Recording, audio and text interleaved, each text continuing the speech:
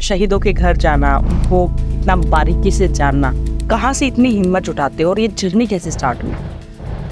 कैसा लगता है जब फैमिली से मिलते हैं? हर 2 साल में मेरे सवाल के जवाब चेंज हुए हैं। आप कैसे इमोशनली कैसे बैलेंस करते हैं जब आप ऐसी फैमिली से मिलते हैं? अब शायद 25 सालों में मैं कठोर हो चुका हूँ। आपने कोई ऐसा आपकी इस जर्नी में कोई ऐसा इंसिडेंट जिसने आपको हिला दिया और आप आज तक उसको भूल नहीं पाए? शेरशाह ने पीछे मुड़ा, उसने अपने सब लड़कों से कहा अब अगर अगली कोई और कैजुअलिटी होगी ना, ये गोली खाएगा तो मैं काम रहूंगा। नेक्स्ट डे हमने फाइट 4875 कैप्चर किया है, सब कुछ किया, and the only next casualty was he himself. आप कभी डिम्पल से मिले? सौरव को खोने के लगभग 1 साल के बाद वो सौरव के घर आते हैं। ये सेड की हैड आई बीन नोइंग ना कि ये सब कुछ इसके साथ होता तो मैं इसको रेलीगेट कर देता। अब विजय आंटी आगे से ऐसा बोलती है, अगर सौरव 6 महीने बाद पास आउट होता ना तो कारगिल भी 6 महीने के बाद शुरू होता। लोगों को तो पता ही नहीं कि कारगिल स्टार्ट कहाँ से हुई। नाखून उनके निकाल दिए गए, उनकी बॉडी की सारी बोन्स तोड़ दी गई, his eyes were not there, year drums were not there, उनके शायद दांत नहीं थे। ये गुरेज में शायद 2 साल पहले एक बीएसएफ के जवान को एक हुआ। एक हेलीकॉप्टर का पायलट ही कहता कि मैं जाके उसको ले आता हूँ। The helicopter crashes, the pilot lost his life. और एक senior bureaucrat from Haryana government he said to Mrs Radha Sharma, अरे ये एक्सीडेंट ही तो है, लड़ाई में थोड़ी था आपका हस्बैंड। जय माता दी। आज का जो पॉडकास्ट हमने शूट किया, अगर मैं आपको दिल से बताऊं तो मेरे जितने भी पॉडकास्ट अभी तक हुए सबसे ज़्यादा इमोशनल, सबसे ज़्यादा हैवी पॉडकास्ट रहा है। Being an army officer wife, कहीं ना कहीं मैं बहुत ज़्यादा रिलेट कर रही थी। एंड जिनकी भी फैमिली में कहीं ना कहीं कोई आर्मी में है, कोई भी किसी भी डिफेंस फोर्स में है, वो रिलेट करेंगे। मेरे जो गेस्ट हैं वो हैं मिस्टर विकास मनास, जो कि शहीदों की फैमिलियों से मिलते हैं। ऐसे किस्से जो ना आज तक मैंने सुने थे, ना कभी आपने सुने होंगे। हमने सिर्फ मूवीज़ में देखते हैं, जैसे एमरन मूवी आई, शेरशाह आई, तो हम सब ने बस इन मूवीज़ में थोड़ा बहुत देखा है। बट रियलिटी क्या गुजरती है उस फैमिली पे, क्या सिचुएशन होती है, इस पॉडकास्ट में बहुत सारे किस्से, बहुत सारे अनसुने किस्से आपको जानने को मिलेंगे। तो दिल थाम कर बैठिए, स्टार्ट करते हैं पॉडकास्ट। Stay tuned.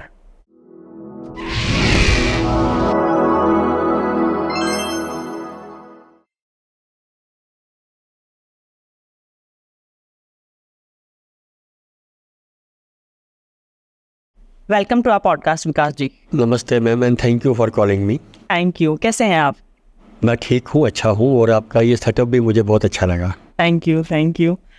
ये जर्नी शहीदों के घर जाना, उनको इतना बारीकी से जानना, क्योंकि हम मूवी में भी जब देखते हैं ना, मैं तो ऐसी मूवी देख के ही मेरे वो हो जाता है कि मैं जैसे अभी मैं क्वेश्चन करूँगी ना, आई नो मेरे थोड़े से हाथ कांपने लग जाते हैं। मैं नहीं है, क्योंकि एक बीइंग एन आर्मी वाइफ वो अपने ऊपर ले लेते हैं हम कि अगर मेरे साथ ऐसा हो गया तो। आप कहाँ से इतनी हिम्मत जुटाते हो और ये जर्नी कैसे स्टार्ट हुई? हाँ मैम, पहले तो मैं अपने बारे में थोड़ा सा बता देता हूँ। I belong to a place called, जिसे एक टाइम पे तो भद्रकाशी कहा जाता था, अब हम उसे भद्रवा कहते हैं, which is in district Doda, Jammu and Kashmir. वहाँ आजकल अनफॉर्चुनेटली फिर थोड़े हालात इतने ठीक नहीं हैं। 10-15 साल तो बीच में बहुत अच्छे रहे, और उससे पहले भी बहुत ख़राब थे जब मैं छोटा स्कूल गोइंग या कॉलेज गोइंग बच्चा था। तो 1994 की बात है, in one of the ambushes we lost 7 soldiers. और ये उस टाइम की बात है जब मॉर्टल रिमेन्स आज की तरह घर नहीं जाते थे, जैसे आज तो हम देखते हैं वो घर जाते हैं। तो वो जो 7 जवान थे उनका अंतिम संस्कार भद्रवा में ही हुआ। तो just like all other villagers, I was also part of that cremation. मैं भी उसका हिस्सा बना। इसको थोड़ा अगर मैं कट शॉर्ट करूँ तो जब वो क्रीमेशन का सारा प्रोसेस चल रहा था, सब हो रहा था, तो मेरे मन में एक ऐसे ख्याल सा आया कि when such situation arises with in my family या इन आर कम्युनिटी, तो बड़ी बार क्रीमेशन में डिले हो जाता है। और डिले होने का कारण क्या होता है, कोई तो घर का सदस्य आउट स्टेशन होता है, and we wait him or her to come so that वो एक लास्ट टाइम वो भी उनके दर्शन कर ले, then we do that cremation. तो ये जो कंसर्न था, मैंने वहाँ पे साथ में खड़े एक आर्मी जवान के साथ ये रखा। तो उसने मेरी तरफ देखा, उसके लिए कोई छोटा सा लड़का है, थोड़ा ज़्यादा इमोशनल सा हो गया हुआ है। He tried to pacify me with certain things. Somehow मैं उसकी बात से इतना कन्विंस हुआ नहीं, तो मैंने उसे एक और सवाल पूछ लिया। मैंने कहा अगर हम इन्हें लेके नहीं जा सकते, इनके घर वालों को बुला लो। आज कोई आएगा कल आएगा, जो जब आएगा तब उसका क्रिमेशन कर लेंगे, आज ही करना भी क्यों ज़रूरी है। अब उस जवान ने फिर मेरी तरफ देखा, तब उसने मुझे एक लाइन कही कि जो तुम सोचते हो काश दिल्ली में ये कोई सोचे। तो as a teenager that time जो मुझे लगा कि शायद ये जो 7 फैमिलीज़ हैं ये सारी दिल्ली या आसपास की होंगी, यहाँ पे हालात भी अच्छे नहीं हैं, वो भी शायद आना नहीं चाहते होंगे। तो जैसे मैं आज आपसे बात कर रहा हूँ, उसके कई सालों के बाद मैं किसी से बात कर रहा था, so that man told me Delhi से उसका मतलब ना शायद फैमिलीज़ नहीं रहा होगा, उसका मतलब दिल्ली से दिल्ली सरकार रहा होगा कि सरकार ये कुछ सोचे। तो मीनवाइल चिता को दाग लग गया। दाग लगना हमारी लोकल लैंग्वेज में होता है चिता को आग लगना। हम ये नहीं कहते कि चिता को आग लगी, हम कहते हैं कि चिता को दाग लग गया। तो जैसे ही चिता को वहाँ दाग लगा तो मैं I just burst into the tears, मैं रो पड़ा। मैं समहाउ अपने आप को कंट्रोल नहीं कर पाया, व्हाटएवर जो भी था। तो वो जो सेम सोल्जर था उसने फिर आके ना, he just grabbed me just to console me, just to keep me calm. तो तब उसका और मेरा आई कांटेक्ट बड़ी, जैसे आप फिर भी दूर हैं, वो बड़ी पास से उसका और मेरा आई कांटेक्ट हुआ। उसकी आंखें बड़ी बड़ी थी, लाल थी, भरी हुई थी, पर वो रो नहीं रही थी, जबकि वो शायद उन साथों को जानता था, उनके साथ ही ट्रेन हुआ होगा, उनके साथ ही रहता था, खाता था, पीता था, उनकी फैमिलीज़ को भी जानता था, पर वो रो नहीं रहा था। So that day I learn a lesson of my life, जो मैं इस तरह बोलता हूँ, weeping is a luxury denied to many. रोना भी एक सौभाग्य है जो हर एक के पास नहीं होता। वो शायद जवान रोना भी चाह रहा होगा, बट वो नहीं रो पा रहा था। वेपन के साथ था, यूनिफॉर्म में था, कॉन्फ्लिक्ट जोन में था। जो लोग एक दिन पहले स्ट्राइक किए थे वो अभी भी वैली में थे। मेरी सुरक्षा, उन सब लोगों की सुरक्षा और उस जवान की अपनी सुरक्षा का सारा जिम्मेवारी उस पर, उसके साथियों पर ही थी, तो वो रो नहीं पाया होगा। तो जब वहाँ से क्रिमेशन के बाद जब हम वापस घर की तरफ आ रहे थे, so that time a idea came to my mind, I should go to these 7 families and tell them कि मैंने क्या देखा था, या क्या मैंने सुना था, या क्या हुआ था। पर मुझे उनका ना कुछ मिला ही नहीं कि वो कौन थे, कहाँ से थे। तब मैं किसी को जानता भी नहीं था, बड़ा छोटा सा था, और आज की तरह तब गूगल या सोशल मीडिया भी नहीं था कि आप जाके थोड़ा इंटरनेट पे कुछ करोगे, तो ऐसा कुछ था नहीं। तो and the same year I joined GGM Science College for my graduation in Jammu. तो बात आई गई चली गई, बट अखबारों में रोज़ कुछ ना कुछ आता ही था कि आज कश्मीर में ये हुआ, पुंछ में ये हुआ, रजौरी में ये हुआ, किश्तवाड़ में ये हुआ। तो मुझे लगता था कि वहाँ पे फिर ऐसा ही कोई सिनेरियो क्रिएट हुआ होगा जो मैंने देखा था। तो इसके 5 साल के बाद जब कारगिल की लड़ाई हुई 99 में, तो उसमें ग्रेनेडियर उदयमान सिंह थे, जो 18 ग्रेनेडियर से ही थे, वो जम्मू के थे, और वो 5 जुलाई 99 में टाइगर हिल्स पे वीर गति को प्राप्त हुए। तो his family was the first one which I visited in 99। सो जो आपने मेरे से सवाल पूछा, तो ये आइडिया था कि मुझे जाना चाहिए। It came in 1994, but the first family which I could meet it was grenadiers Udayman Singh, Sena medal 18 grenadiers. तो वो मैं 99 नवंबर या दिसंबर, अब एग्जैक्ट डेट या मंथ मुझे भी याद नहीं है। So that was the first family which I visited. कैसा लगता है जब फैमिली से मिलते हैं? तो बिकॉज आई कैन रिलेट, ये बहुत इमोशनल वो होता होगा। इस पे ना मेरे, अगर मैं एक चीज़ कहूँ तो हर 2 साल में मेरे सवाल के जवाब चेंज हुए हैं। अगर आप कहो तो जैसे आप इवॉल्व होते हो।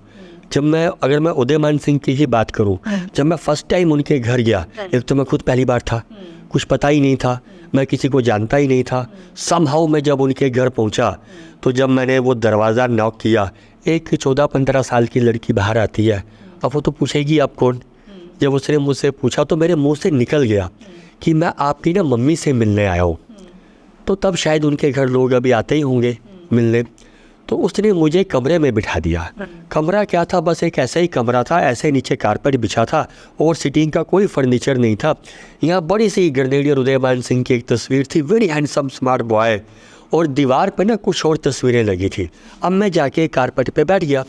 थोड़ी देर के बाद, लगभग 2-3 मिनट के बाद, एक लेडी आती है। बस जितनी दूरी पे आप बैठे वो मेरे सामने आके बैठ जाती हैं, और वो भी नीचे ही बैठती हैं। थोड़ा सर उन्हें से पल्लू सर लिया होता और वो ऐसे ना सर रख के बैठती है। अब मुझे लगा ये मेरे से पूछेंगी, बात करेंगी, आप कौन है क्या है। उन्होंने कोई बात नहीं की, कुछ नहीं किया। लगभग 11 बजे के आसपास हम दोनों कमरे में बैठे थे। 1 बज गया। 2 घंटे तक कमरे में हम सन्नाटा था। मैं फिर भी कभी यहाँ देखता था, यहाँ देखता था। वो तो उन्होंने तो कुछ भी नहीं देखा, और तब ये भी नहीं था कि मोबाइल है वो बजेगा, कुछ भी नहीं था।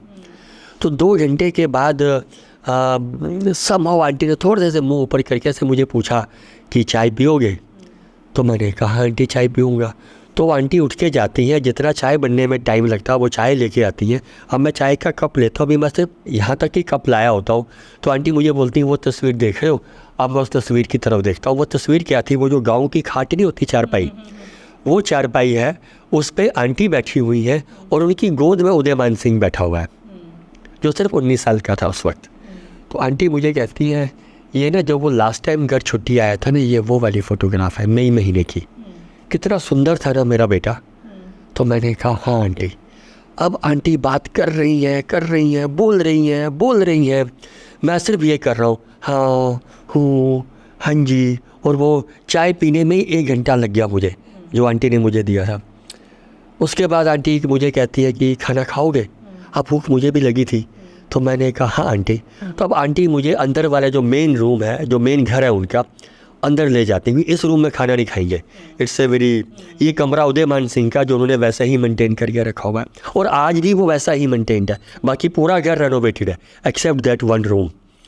तो जब मैं वहाँ अंदर गया तो अब वहाँ पे मुझे वो लड़की दोबारा मिलती है। मुझे पता चलता है कि उदयमान सिंह की छोटी सिस्टर है, फिर एक और भी उससे छोटी सिस्टर है। अब आंटी उन्हीं को बोलती है कि 2 गरम चपातीस बना लो, फिर जो दाल सब्ज़ी बनी है इनको दे दो। अब मैं खाना वाना खाता हूँ, बहुत सारी बातें होती हैं। उन्हीं बातों में एक बात आंटी मुझे ऐसा कहती है कि जब उदयमान सिंह घर आता था ना, उन दिनों में ना लाइट बहुत जम्मू में जाती थी, पावर कट्स बहुत ज़्यादा होते थे। तो वो कहते हैं ना मैं रात भर उसको पक्की झोलती थी। झोलनी इज़ ए डोगरी वर्ड, कि मैं ऐसे उसको रात भर करती थी सो कि वो अच्छे से सोए। पता नहीं उसने टाइगर हिल्स की वो चढ़ाई कैसे चढ़ी होगी। And when Udayman Singh had gone up, तो वो 7 लड़कों की एक टीम थी which was led by havildar Madan Lal, वो भी जम्मू से ही थे। And out of 7, 6 were killed in action, just 1 survived with 18 bullets. वो ग्रेनेडियर योगेंद्र सिंह यादव भी थे, जिनको फिर बाद में परमवीर चक्र से भी सम्मानित किया गया। वो एक अलग से कहानी आपको पता नहीं, मैंने उनका पॉडकास्ट यस किया ही है। तो जब बुलेट आके उदयमान को लगी है तो वो चेस्ट पे लगी है, and Udayman Singh was having his leather purse in his pocket. तो वो बुलेट आती है, उसके पॉकेट को लगती है, वो पॉकेट को चीरती हुई उसकी चेस्ट में गई है। तो जब उसके सारा सामान घर आया था तो वो पर्स भी सोल्जर्स ने हैंड ओवर किया था। तो उस वक्त वो आंटी ने ना अपने से ब्लाउज़ में से वो पर्स निकाल के मेरे हाथ में दिया। तो जब मैंने वो लिया तो वो ने फर्स्ट टाइम ऐसी कोई चीज़ मेरे हाथ में ली थी। तो उस टाइम तो उसमें ब्लड स्टेन्स भी थे। अब तो 25-26 साल के बाद वो नहीं होंगे। तो तब आंटी ने मुझे ये कहा कि पता नहीं कि ये दर्द भी उसने कैसे बर्दाश्त किया होगा। चलो ये सारी बातें हुई, सब हुआ। अब जब मैंने उनसे कहा कि अब मैं घर जाता हूँ, तब आंटी ने मुझे पूछा कितनी छुट्टी आए हो? मैंने कहा छुट्टी? कौन सी छुट्टी? तो आंटी मुझे कहती तुम 18 ग्रेनेडियर्स से नहीं हो। तब तक शायद उन्हें ये लगा था कि मैं 18 ग्रेनेडियर्स से ही हूँ, शायद पलटन वालों ने ही मुझे भेजा होगा कि जाके मिला ना। तो मैंने कहा नहीं, मैं तो 18 ग्रेनेडियर्स से कोई नहीं हूँ। फिर कहती आप कौन हो? तो मैंने कहा कि मैं तो जम्मू से ही हूँ, तलाबतिलों से हूँ, ये वो हूँ। फिर आंटी ने तब तक ना वो मेरे से हिंदी में बात कर रहे थे, तब उन्होंने मुझे डोगरी में पूछा फिर कैली आए कि फिर क्यों आए? तब मैं थोड़ा डर सा गया, घबरा सा गया कि कहीं इनको ये ना लगे कि ये पता नहीं क्यों आया, क्यों नहीं आया। तो वो डर मेरे शक्ल में और मेरी आवाज़ में दिख रहा था। तो आंटी को भी लगा कि मैं थोड़ा घबराया हूँ, डरा हूँ। तो वो जो जुलाई 5 या 6 की जो अखबार थी ना, वो मेरे पास थी, जिसमें आया था कि ये ऐसा सब हुआ। तो मैंने ऐसे पॉकेट में से निकाली, मैंने कहा आंटी ये मैंने पढ़ा था अखबार में, तो मैं तब से बस आपसे मिलना चाहता था। कोई काम नहीं था, कुछ भी नहीं था, मैं सिर्फ आपके पास आना चाहता था, कोई ऑब्जेक्टिव भी नहीं था सर। और मैं डरा हुआ हूँ। तो she just came forward, she just hugged me, she made me comfortable कि अच्छा किया कि तुम आए, फिर दोबारा आना। तो अगर आपने मुझे पूछा कि कैसा लगता था, तब तो मुझे कुछ लगा ही नहीं, मुझे कुछ पता ही नहीं चला कि क्या होता है, एक्सेप्ट जब मैं खुद डरा नहीं जो वो था। And the way she made me so comfortable. तो अगर मैं अपनी बात करूं, अगर मैं जुलाई 5 को जब भी जम्मू में होता हूं तो I am at their home. हर साल घर में एक फंक्शन होता है, आसपास जो भी इंडियन आर्मी की इन्फेंट्री की यूनिट होती है दे कम, रिदलिंग होती है, भंडारा होता है, पूरा गांव खाना खाता है और कई गणमान्य लोग आते हैं। उदयमान सिंह की बातें होती हैं। अब तो उन दोनों लड़कियों की शादियां हो गई हैं, उनके दामाद हैं, उनके पोते हैं, बच्चे हैं, लेकिन आज भी उदयमान सिंह की घर में बात होती है। क्या आप भी अपनी पास्ट लाइफ जानना चाहते हैं? क्या आप भी जानना चाहते हैं कि क्या कर्म करके आए थे जिसकी वजह से ऐसी जिंदगी मिली है, अच्छी या बुरी? क्या आप भी अपने फ्यूचर को जानना चाहते हैं? आपकी लाइफ में जो भी प्रॉब्लम चल रही है, बहुत टाइम से किसी कंपेटिटिव एग्जाम की मेहनत कर रहे हैं बट उसमें सक्सेस नहीं मिल रही है, उसमें आपको जो अचीव करना चाहते हैं वो नहीं मिल रहे हैं। कोई बिजनेस आपने खोला था लेकिन वो बिजनेस वैसे का वैसा ठप हो गया है, शादी नहीं चल रही है, सोलमेट कौन है, कभी आया भी था लाइफ में या आना है? इन सारे सवालों के जवाब आपको आकाशिक रीडिंग में मिलेंगे। यस, मैं बात कर रही हूँ आकाशिक रीडिंग की। आकाशिक रीडिंग में बेसिकली होता क्या है? आकाशिक रीडिंग में आपकी सोल की जर्नी का पता चलता है, आपकी आत्मा क्या कर्म करके आई थी जिसके बेसिस पे आपका फ्यूचर पता चलता है कि आपको क्या करना चाहिए, कौन सा बिजनेस आपके लिए सबसे बेस्ट है, कौन से बिजनेस में आपको तरक्की मिलेगी, आपका सोलमेट कौन है, कैसे पहचाने उसे, वो कैसा दिखता होगा। तो जब भी वो आपकी लाइफ में आए उसे जाने नहीं देना है, उसी से शादी करिए। किसी गलत इंसान से शादी करके जिंदगी भर मत पछताइएगा। अगर आप अपने किसी लव्ड वन से जो इस दुनिया में नहीं है, आप जानना चाहते हैं कि उनकी डेथ क्यों हुई, क्या उनकी कोई इच्छा थी, वो मुक्त हैं भी या नहीं भी, इन सारे सवालों का जवाब आपको सिर्फ और सिर्फ मेरे पास मिल सकता है। बहुत वास्ट एक्सपीरियंस के साथ मैं बात कर रही हूँ डॉक्टर ममता, जिसने आकाशिक रीडिंग को एक नई पहचान दी है, हर एक इंसान तक पहुंचाया है। तो अगर आपको भी अपना अपॉइंटमेंट चाहिए, आपको भी बुकिंग करनी है, तो आपको नीचे वेबसाइट दिख रही होगी, नंबर्स दिख रहे होंगे, आप कॉल कर सकते हैं, अपनी प्रॉब्लम बता सकते हैं। इसमें बच्चों की भी रीडिंग हो सकती है, बच्चों की भी रीडिंग की जाती है। अगर आपका बच्चे को कोई प्रॉब्लम है, ऑटिज्म से सर्वाइव कर रहा है या क्यों है ऐसा वो बच्चा, क्या किस्मत की आपने क्या ऐसे दान पुण्य किए थे जिसकी वजह से आप इतने सौभाग्यवती हैं, जो भी आपके सवाल हैं वो उन सब सवालों के जवाब आपको आकाशिक रीडिंग में मिलेंगे। जय माता दी।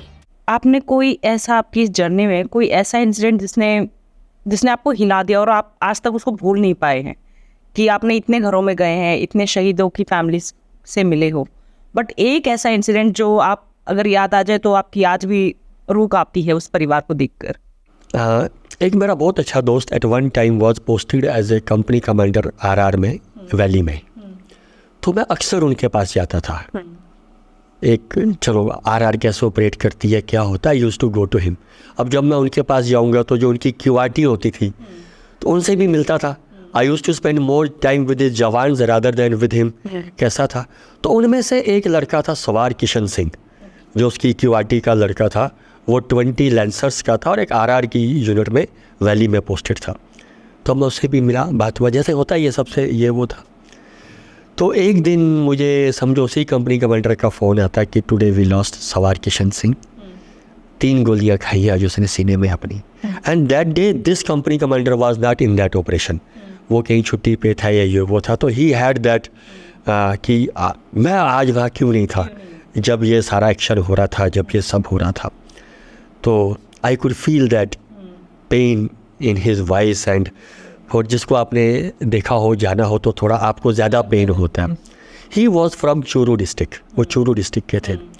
तो उसके लगभग 1 महीने के बाद मुझे बीकानेर जाने का मौका मिला। एक वहाँ से कैप्टन चंदर सुहाग थे 4 ग्रेनेडियर्स के, उनके घर, उनके भाई सीताराम सुहाग जी के पास मुझे जाने का मौका मिला।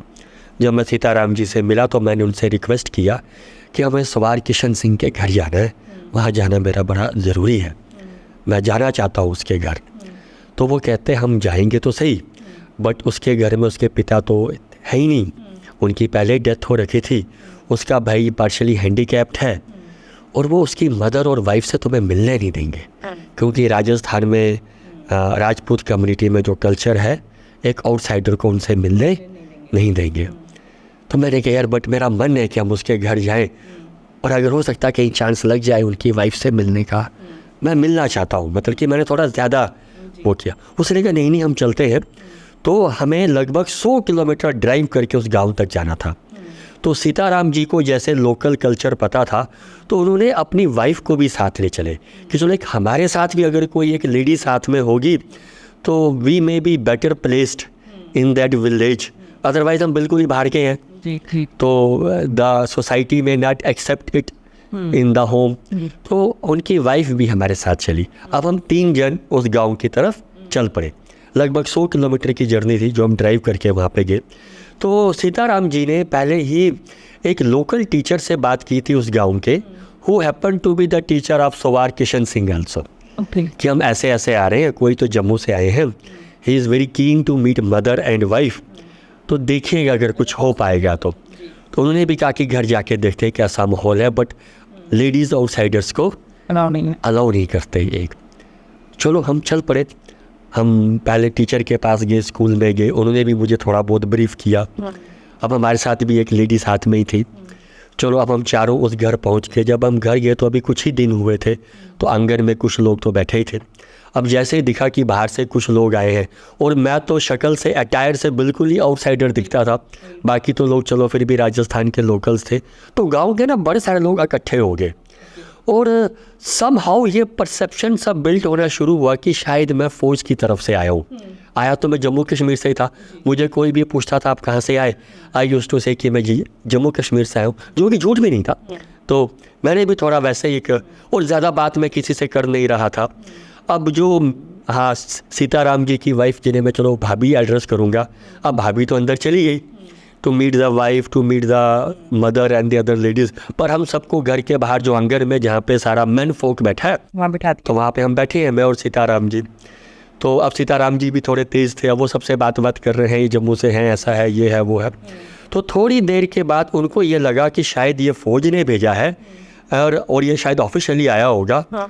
ही needs to meet the mother, क्योंकि थोड़े दिन पहले सीओ साहब भी मदर को मिले थे। जो 20 लैंसर्स के सीओ थे वो तब पलटन बीकानेर में थे, तो he was part of that cremation. तो उनको लगा शायद ये भी कोई वैसा ही कोई होगा, अब इसको मिलना ही चाहिए, एक ऑफिशियली है तो ठीक है। तो अब मुझे अंदर लेके गए कि अब आप माता जी से मिल सकते हैं। तो माता जी जब मेरे से मिले, वो एक कमरे के ऐसे अंदर बैठी हैं, तो वो चौकाठ तक आई हैं, मैं चौकाठ के बाहर बैठा हूँ, और माता जी ने मेरे आगे भी बहुत बड़ा सा घूंघट लिया हुआ है। No doubt she is wailing and crying. जब वो रो रहे थे तो मैंने ना उनके जो हाथ थोड़े से बाहर थे, मैंने वो पकड़ लिए।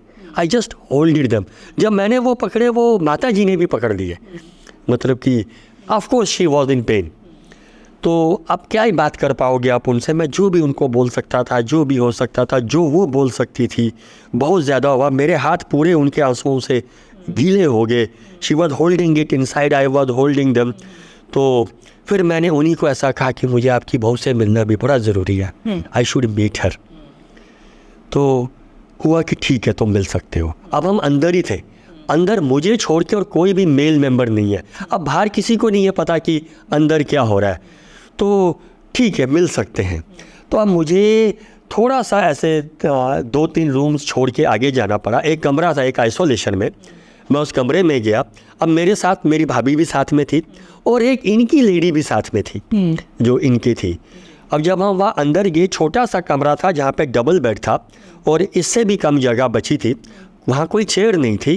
अब उनकी जो वीरांगना थी वो तो बेड पे प्रॉपरली ऊपर बैठी हैं, तो मैं ऐसे ही समझो बेड पे बैठा, पाँव नीचे रख के। सो दूसरी लेडी भी ऊपर आके बैठ गई, और वो जो लेडी जो इनकी थी वो दरवाजे पे खड़ी रही, just to keep a eye on all of us. अब मैं इस लेडी से बात कर रहा हूँ कि मैं ऐसे ऐसे किशन सिंह जी को जानता था, मैं उनसे जो भी मैं उनसे बात कर रहा हूँ।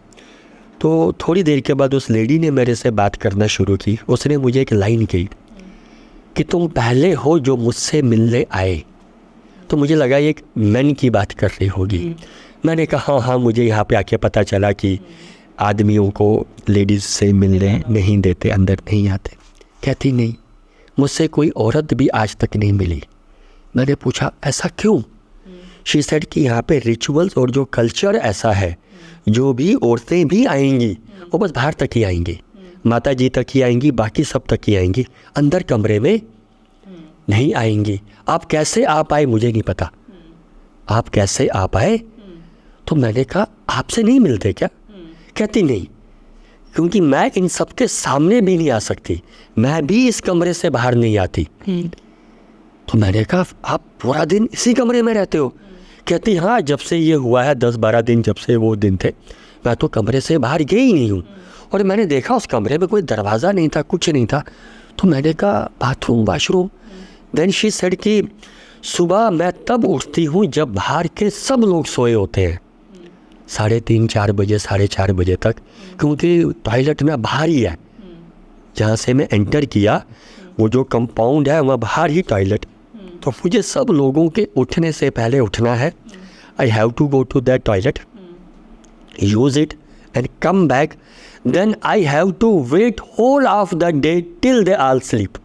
आप समझ रहे हो, एक तो लेडी ऑलरेडी ट्रॉमा में है, she has lost her husband. उसका एक बेटा तब शायद 4 साल का था, दूसरा 2-2.5 साल का था। बच्चे भी बाहर, और बस ऐसे ही है ना, माँ के पास तो नहीं है ना।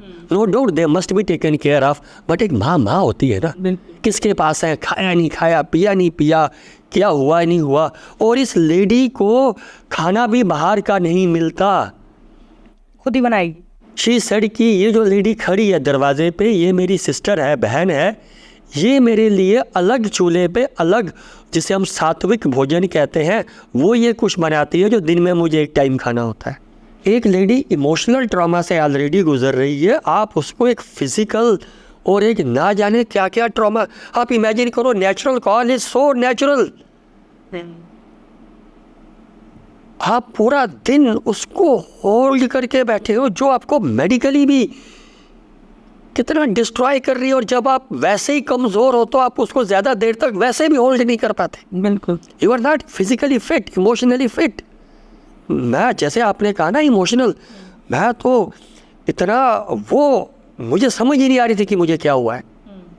आई वॉज, जबकि ये बात तब की है, तब तक मैं कम से कम 20 साल फैमिलीज़ को मिल चुका था, सब कर चुका था। I used to counsel the girls, speak to them, mothers, sisters, brothers, children. मुझे तो ये लगता था कि यार I can handle any situation. तब तो मेरी रोने वाली बात हो गई थी, मतलब कि ये पूरा दिन कैसे करती है। और उसने ये कहा था ना कि तुम पहले हो जो मुझसे मिलने आए, in every sense I was the first, not male female, outsider, insider, relative, friend, कोई भी। वो जो शायद सीईओ साहब थे वो भी शायद मदर तक ही पहुंच पाए होंगे, जो मुझे उसकी बात से लगा। फिर जब मैं वहाँ से बाहर आया, the very first thing I did, I call the company commander. मैंने कहा भाई ऐसा ऐसा मैंने वहाँ देखा है, thing is like this, we need to pull this lady out from here. जो आपका SF होता है, कुछ होता है, आप किसी तरीके से इसको यहाँ से बाहर निकालो, ये कहीं मेडिकली ना ख़त्म हो जाए, ये वो हो जाए। और मैंने उसको ये भी कहा कि मैंने तुम्हारा नंबर भी उसको दे दिया हुआ है कि शी मे कॉल यू, तो थोड़ा डू सर्टन थिंग्स। खैर फिर 20 lancers was updated on this, what I am told कि then she was moved out and all that stuff। तो हम कुछ रिचुअल्स और कुछ चीज़ों से इतने रिजिड हो जाते हैं कि हम एक इंसान की प्रॉब्लम को नहीं समझते। तो आप कैप्टन सौरभ कालिया के घर गए हैं कभी? यस, मैं जो मेरी सबसे पहली पालमपुर की विजिट थी ना, it was for Saurabh and Vikram Batra only. Because मेरा कई बार मन करता है कि मैं वहाँ जाके शूट करूँ, बट मैं चाहूँगा कि आप आंटी को एक बार रिकॉर्ड करें। मैं चाहूँगा, मुझे लगता है कि पता नहीं मैं कर पाऊंगी कि नहीं। एक वो आंटी आपको एक, मैं थोड़ी सी बात करता हूँ, आप सुन लीजिए। जी। तो मैं जब पहली बार सौरभ के लिए घर के लिए निकला था, तो मुझे बस इतना पता था कि सौरभ पालमपुर से है, और कुछ भी आइडिया नहीं था, तब कुछ होता ही नहीं था। ये 2000 के आसपास की बात है, एग्जैक्ट टाइम डेट मंथ तो मुझे भी याद नहीं है। और मैं बस में बैठ के पठानकोट पहुंचा, फिर बस में बैठ के मैं पालमपुर पहुंचा। जब मैं पालमपुर पहुंचा तो आप किसी को पूछें यार कहाँ है, घर कैसा है, कुछ पता तो था नहीं। तो मैं टी स्टॉल पे गया जो बस स्टैंड पे ही था। तो मैंने टी स्टॉल वाले से कोल्ड ड्रिंक ली कि how to break the conversation. तो जब मैं कोल्ड ड्रिंक पी रहा था तो मैंने उस टी स्टॉल वाले से पूछा, अरे यहाँ से एक वो कैप्टन सौरभ कालिया थे, तो मुझे उनके घर जाना है, आपको कुछ पता उनका घर ये वो? तो वो मुझसे थोड़ी बात करता है, और कि आप कौन हो, कैसे हो, आप उसके दोस्त हो, ये है वो। तो मैंने कहा नहीं मैं तो उन्हें जानता भी नहीं था, मैं जम्मू से हूँ, बट मेरा बड़ा मन है उसके पेरेंट्स को मिलने का। तो वो कहते अच्छा, he said then one line to me, आप बाहर चलते हुए किसी भी ऑटो वाले को पूछो कि सौरव के घर ले चलोगे क्या, वो तो मैं ले चलेगा, सबको उसका घर पता है। फिर दूसरा सवाल जो मेरा बड़ा लाजिम सा था, यार पैसे कितने लेगा वो, क्योंकि ऑटो वाले सुना कि बड़े ज़्यादा पैसे लेते हैं और इतने पैसे होते भी नहीं थे। उस टी स्टॉल वाले ने ना बड़े कॉन्फिडेंस से मुझे एक लाइन कही, कहता अगर तुम्हारे पास पैसे नहीं ना होंगे वो तुम्हें तो भी छोड़ देगा, वो तुमसे उनके घर जाने के ना एक्स्ट्रा चार्ज नहीं करेगा। मैंने कहा बड़े कॉन्फिडेंट की तुम बोल रहे हो। कहता हाँ, तुम जाए किसके घर रहे हो। Then he said one line to me, कहता जब सौरव की बॉडी आनी थी ना, जब उसके मॉर्टल रिमेन्स आने थे, उस दिन पूरा पालमपुर बंद था और ये इसी सड़क के मेरे बाहर से ही उसकी बॉडी को जाना था। तो मैं भी दुकान बंद करके दुकान के बाहर खड़ा था कि जब वो आएंगे तो फूल शूल लेके मैं भी खड़ा था और पूरा पालमपुर सड़क पे ही खड़ा था कि कब उसकी आएगी। तो जो टाइम दिया होगा कि 10 बजे आएगी, 11 बजे आएगी, अब वो पठानकोट से बाई रोड आई थी तो वो बड़ी लेट हो गई थी, क्योंकि वो जहाँ जहाँ से गुजर रही थी एवरीवन वांटेड टू पे देयर होमेज व्हाटएवर, तो बड़ी लेट हो गई थी। अब ये टी स्टॉल वाला ऐसा बोलता है कि एक लेडी अपने छोटे से बच्चे को लेके भी यहाँ खड़ी थी मेरी घर के बाहर, यही शॉप के बाहर। अब जब बड़ी लेट हो रही थी, अब जून का महीना, गर्मी, पसीना, और वो छोटा बच्चा ना थोड़ा क्रैंकी सा हो रहा था, तो वो बार बार अपनी मम्मी को बोल रहा मम्मी प्यास लगी है, ये है, जो भी कुछ था, बड़ा छोटा सा था वो, 2 या 2-2.5 साल का है, कुछ रहा होगा। तो उसकी मम्मी उसको बोल रही बस बेटा थोड़ी देर और आने वाला होगा सौरव, आने वाला होगा सौरव। अब वो आ नहीं रहा, तो बच्चा ना थोड़ा ज़्यादा ही ज़िद पे आ गया। तो उसकी मम्मी ने उसको ऐसे सड़क पे खड़ा किया और उसको 3-4 थप्पड़ मार दिए। वो 20-22 दिन वहाँ रह के आया, तेरे से थोड़ी देर नहीं खड़ा हो पा रहा। तो वो कहता है कि उस बच्चे ने क्या समझा क्या नहीं समझा, उसके बाद वो भी चुपचाप खड़ा रहा, फिर वो भी नहीं रोया, फिर ना उसको प्यास लगी ना उसको गर्मी लगी, बल्कि वो पूरी पब्लिक ने देखा द वे उसकी मदर ने उसको ज़ोर से 3-4 थप्पड़ मार के क्या बोला कि वो लड़का 20-22 दिन वहाँ रह के आया है, क्या क्या उसने सहा है, तेरे से थोड़ा सा टाइम नहीं खड़ा हो पा रहा। ये उसने मुझे बात बताई थी। एनी हो एज गाइडेड बाई हिम, मैंने ऑटो वाले को पूछा, सेम वही था। कहता मैं छोड़ दूंगा। मैंने कहा भैया कितने पैसे लोगे? कहता आप कितने दोगे? नहीं होंगे मैं तो भी छोड़ दूंगा। खैर चलो जो भी था, मैं उसके घर गया। That was my first visit to this. फिर मैं तब से लेके आज तक आंटी को मिलता रहा, और एक वीडियो है मैं आपको भेजूंगा। मैं एक बार लगभग 8-10 महीने आंटी को नहीं मिल पाया, फॉर सम रीजंस मैं जा ही नहीं पाया पालमपुर। आंटी को ये लगा कि मैं नाराज़ हो गया हूँ, जबकि मैं आंटी के साथ कभी नाराज़ था ही नहीं। तो उन्होंने मुझे बीच में 2-3 बार कॉल भी किया, तो मैंने कहा आंटी अगली बार मैं अगले हफ्ते आऊँगा, ये आऊँगा, मैं फिर नहीं जा पाया। उसके बाद मैं जब गया तो मेरे साथ एक और मेरा साथी है गोपाल दत्त त्रिपाठी, तो हम 2 जन गए थे। तो गोपाल पहले जाके आंटी के पास बैठ गया, तो मैं वाशरूम गया।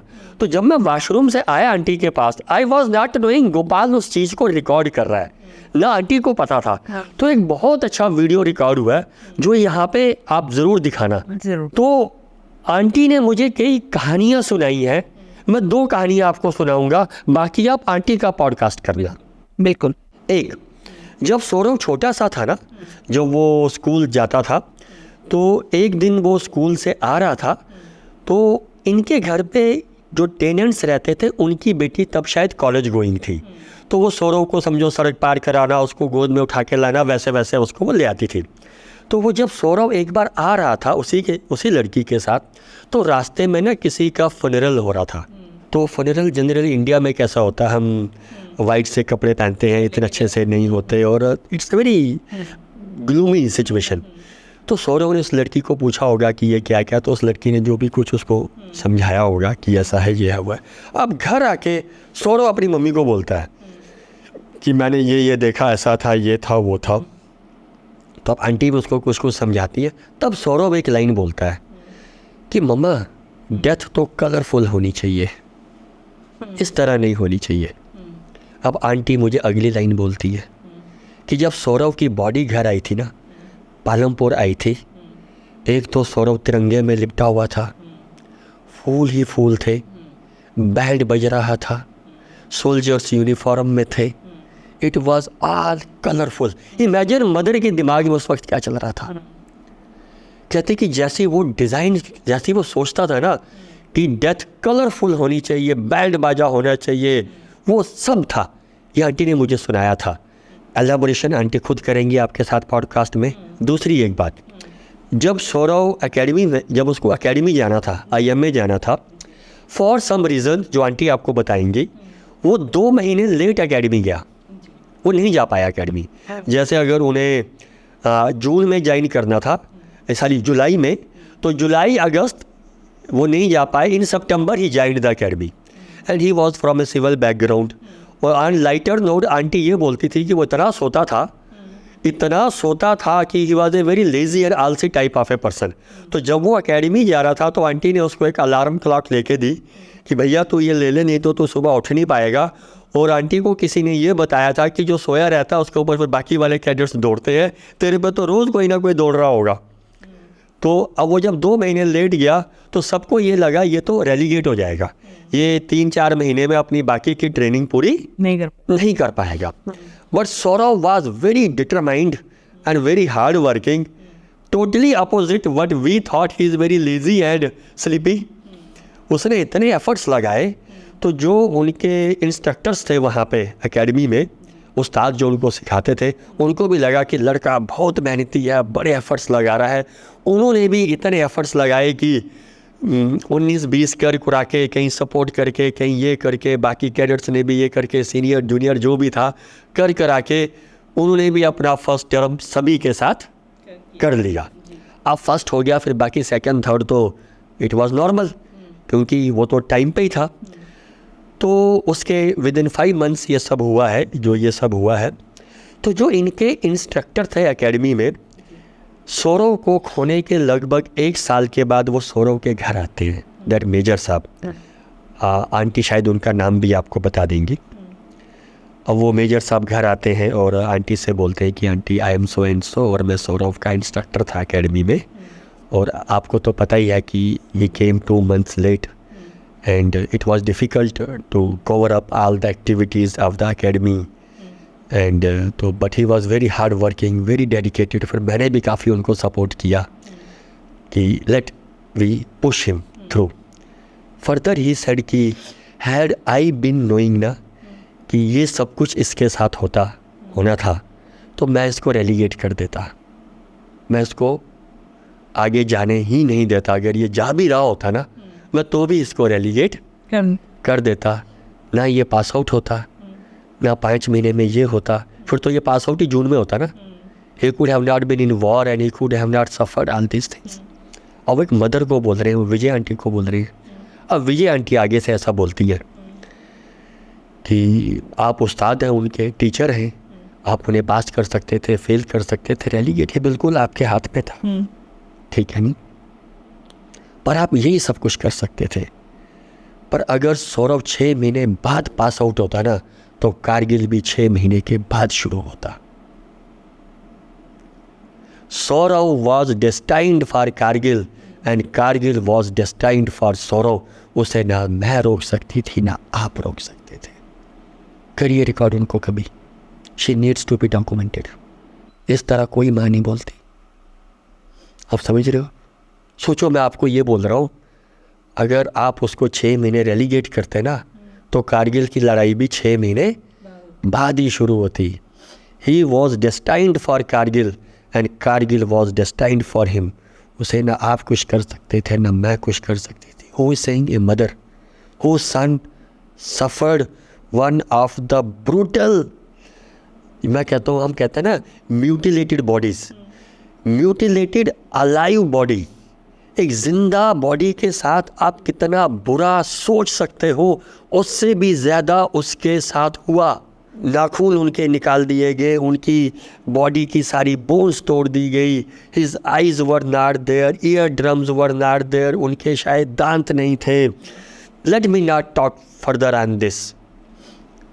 Nails were dug here and 22 days he was alive, क्योंकि वो जब हम post 43 is the post in Kargil जहाँ पे वो बॉडी इंडियंस को दी गई थी, 6 जो इनके साथ लोग थे उन सब लोगों की। तो जो मेडिकल चेकअप वहाँ पे हुआ है, जो हम इंडियन किसी डॉक्टर ने किया होगा, फौजी डॉक्टर ने, तो वो पता चल जाता ना कि डेथ कब हुई थी। तो मेरी जानकारी के अनुसार उनके साथ ये था कि ही हैज़ रिसेंटली डाइड। तो ऐसा नहीं है कि वो काफ़ी देर पहले की उनकी डेथ थी। तो उनकी मदर इस तरह बोलती है कि he was destined for Kargil and Kargil was destined for him.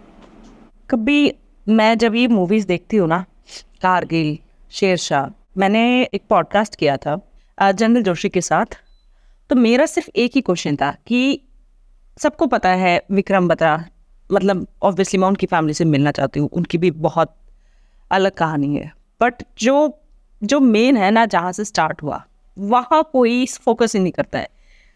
मैं पालमपुर गई, मेरे हस्बैंड आर्मी में है, मेरे लिए मुझे पता है क्या हुआ, मैं बहुत कनेक्ट फील करती हूँ, बट लोगों को तो पता ही नहीं है कि कारगिल स्टार्ट कहाँ से हुई, क्या हुआ था ऐसा। तो क्यों नहीं ये अवेयरनेस फैलाई जा रही है, बताया जा रहा है कि कहाँ जर्नी स्टार्ट हुई। मेरा हमेशा मैं विक्रम बत्रा के पास उनके बारे में बाद में जाती हूँ, पहले मैं सौरभ कालिया के वहाँ पे क्यों पता नहीं क्यों बस मैं वहाँ रुक जाती हूँ कि मुझे वो जर्नी जाननी है, दिखानी है। वो जो हुआ मैं दिल से करती हूँ कि कभी किसी के साथ नहीं होना चाहिए, बिकॉज बहुत extreme level. Before coming to what आपने मुझे पूछा, मैं शेरशाह या विक्रम बत्रा के बारे में ना जी एक छोटा सा एक चीज़ आपको बताना चाहता हूँ।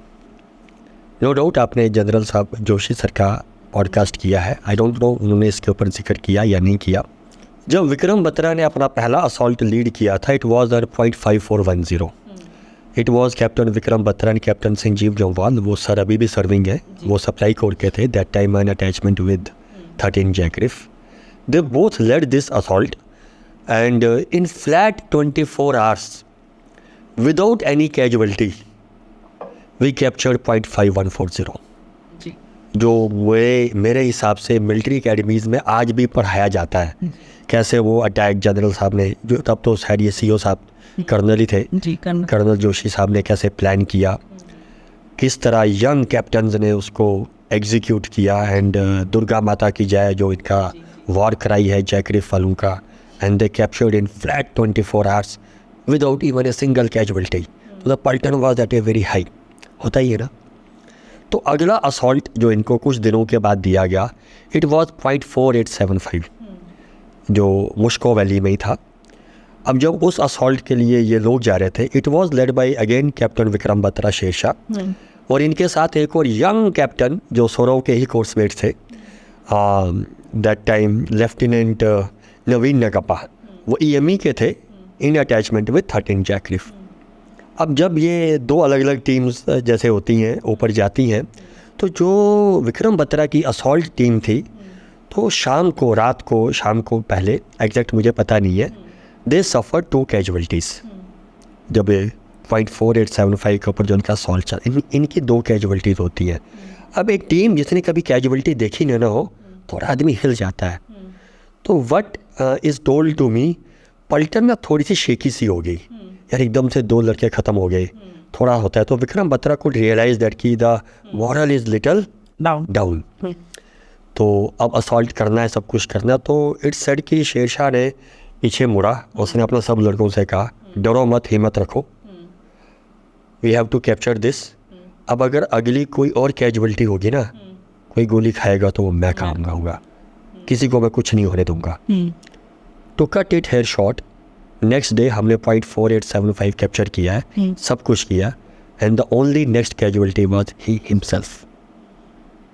ये उसने कहा था ना, कर दिया, डरना नहीं, हिम्मत रखनी है, we have to capture it.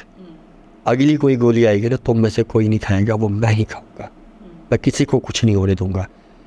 He ensured both the things, not only he capture .4875, जिसे उनके ऑनर में हम बत्रा टॉप कहते हैं, he was the only one to take the bullets in the morning. और अगर मेरी जानकारी गलत नहीं है तो सब ठीक रहा तो प्रोबेबली दिस ईयर या next year the government of India has decided कि Batra top 4875 will be open for people to come up to see कि किस हाइट पे हम लोग लड़े थे। तो I am waiting for that day. और उनके जो भैया हैं विशाल बत्रा, जी जी, he had been there few times and pay homage to his twin brother. So it's a very good decision possibly by the government कि हम जैसे लोगों को भी they will allow कि अगर हम भी फिजिकली इतने कैपेबल हैं जी जी, to be on the Batra top and see, हमें तो सिर्फ चल के ही जाना है, how they must have fought and how they have survived. आप कभी डिम्पल से मिले?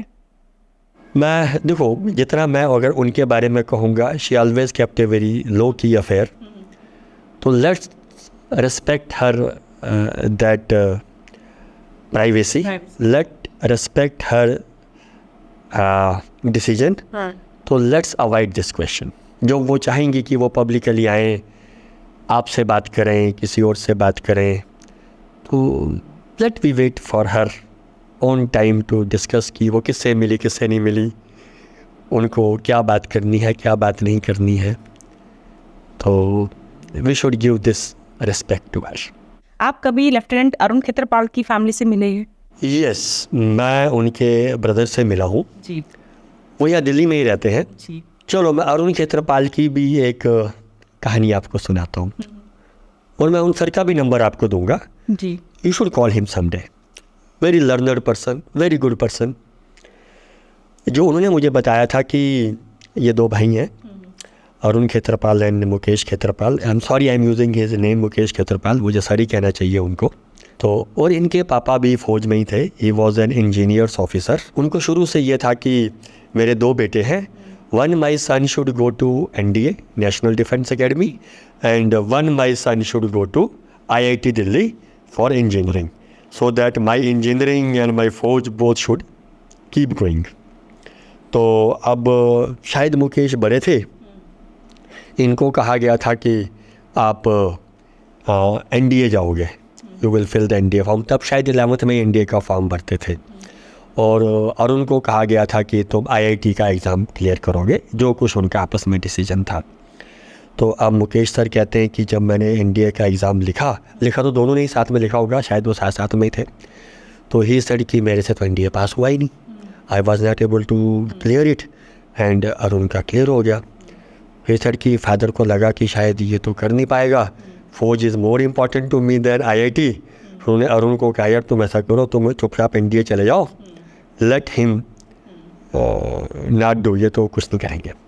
देन ही सेड कि अब अरुण NDA चला गया, देन मेरे पे इतना ज़्यादा प्रेशर बिल्ट हो गया कि फिर मुझे IIT दिल्ली क्लियर करना ही पड़ा, और मुझे IIT दिल्ली जाके इंजीनियरिंग करनी ही पड़ी। तो ही सेड कि I was suppose to go to NDA and he was suppose to come to IIT, which was accepted by both of us, but destiny has some other on plans third process. तो he was destined for glory, and मैं बस IIT करके ये सब कुछ करता रहा। एक तो ये उनका छोटा सा एनेक्डोट है, और एक और चीज़, वी लॉस्ट हिम ऑन 15 दिसंबर 1971।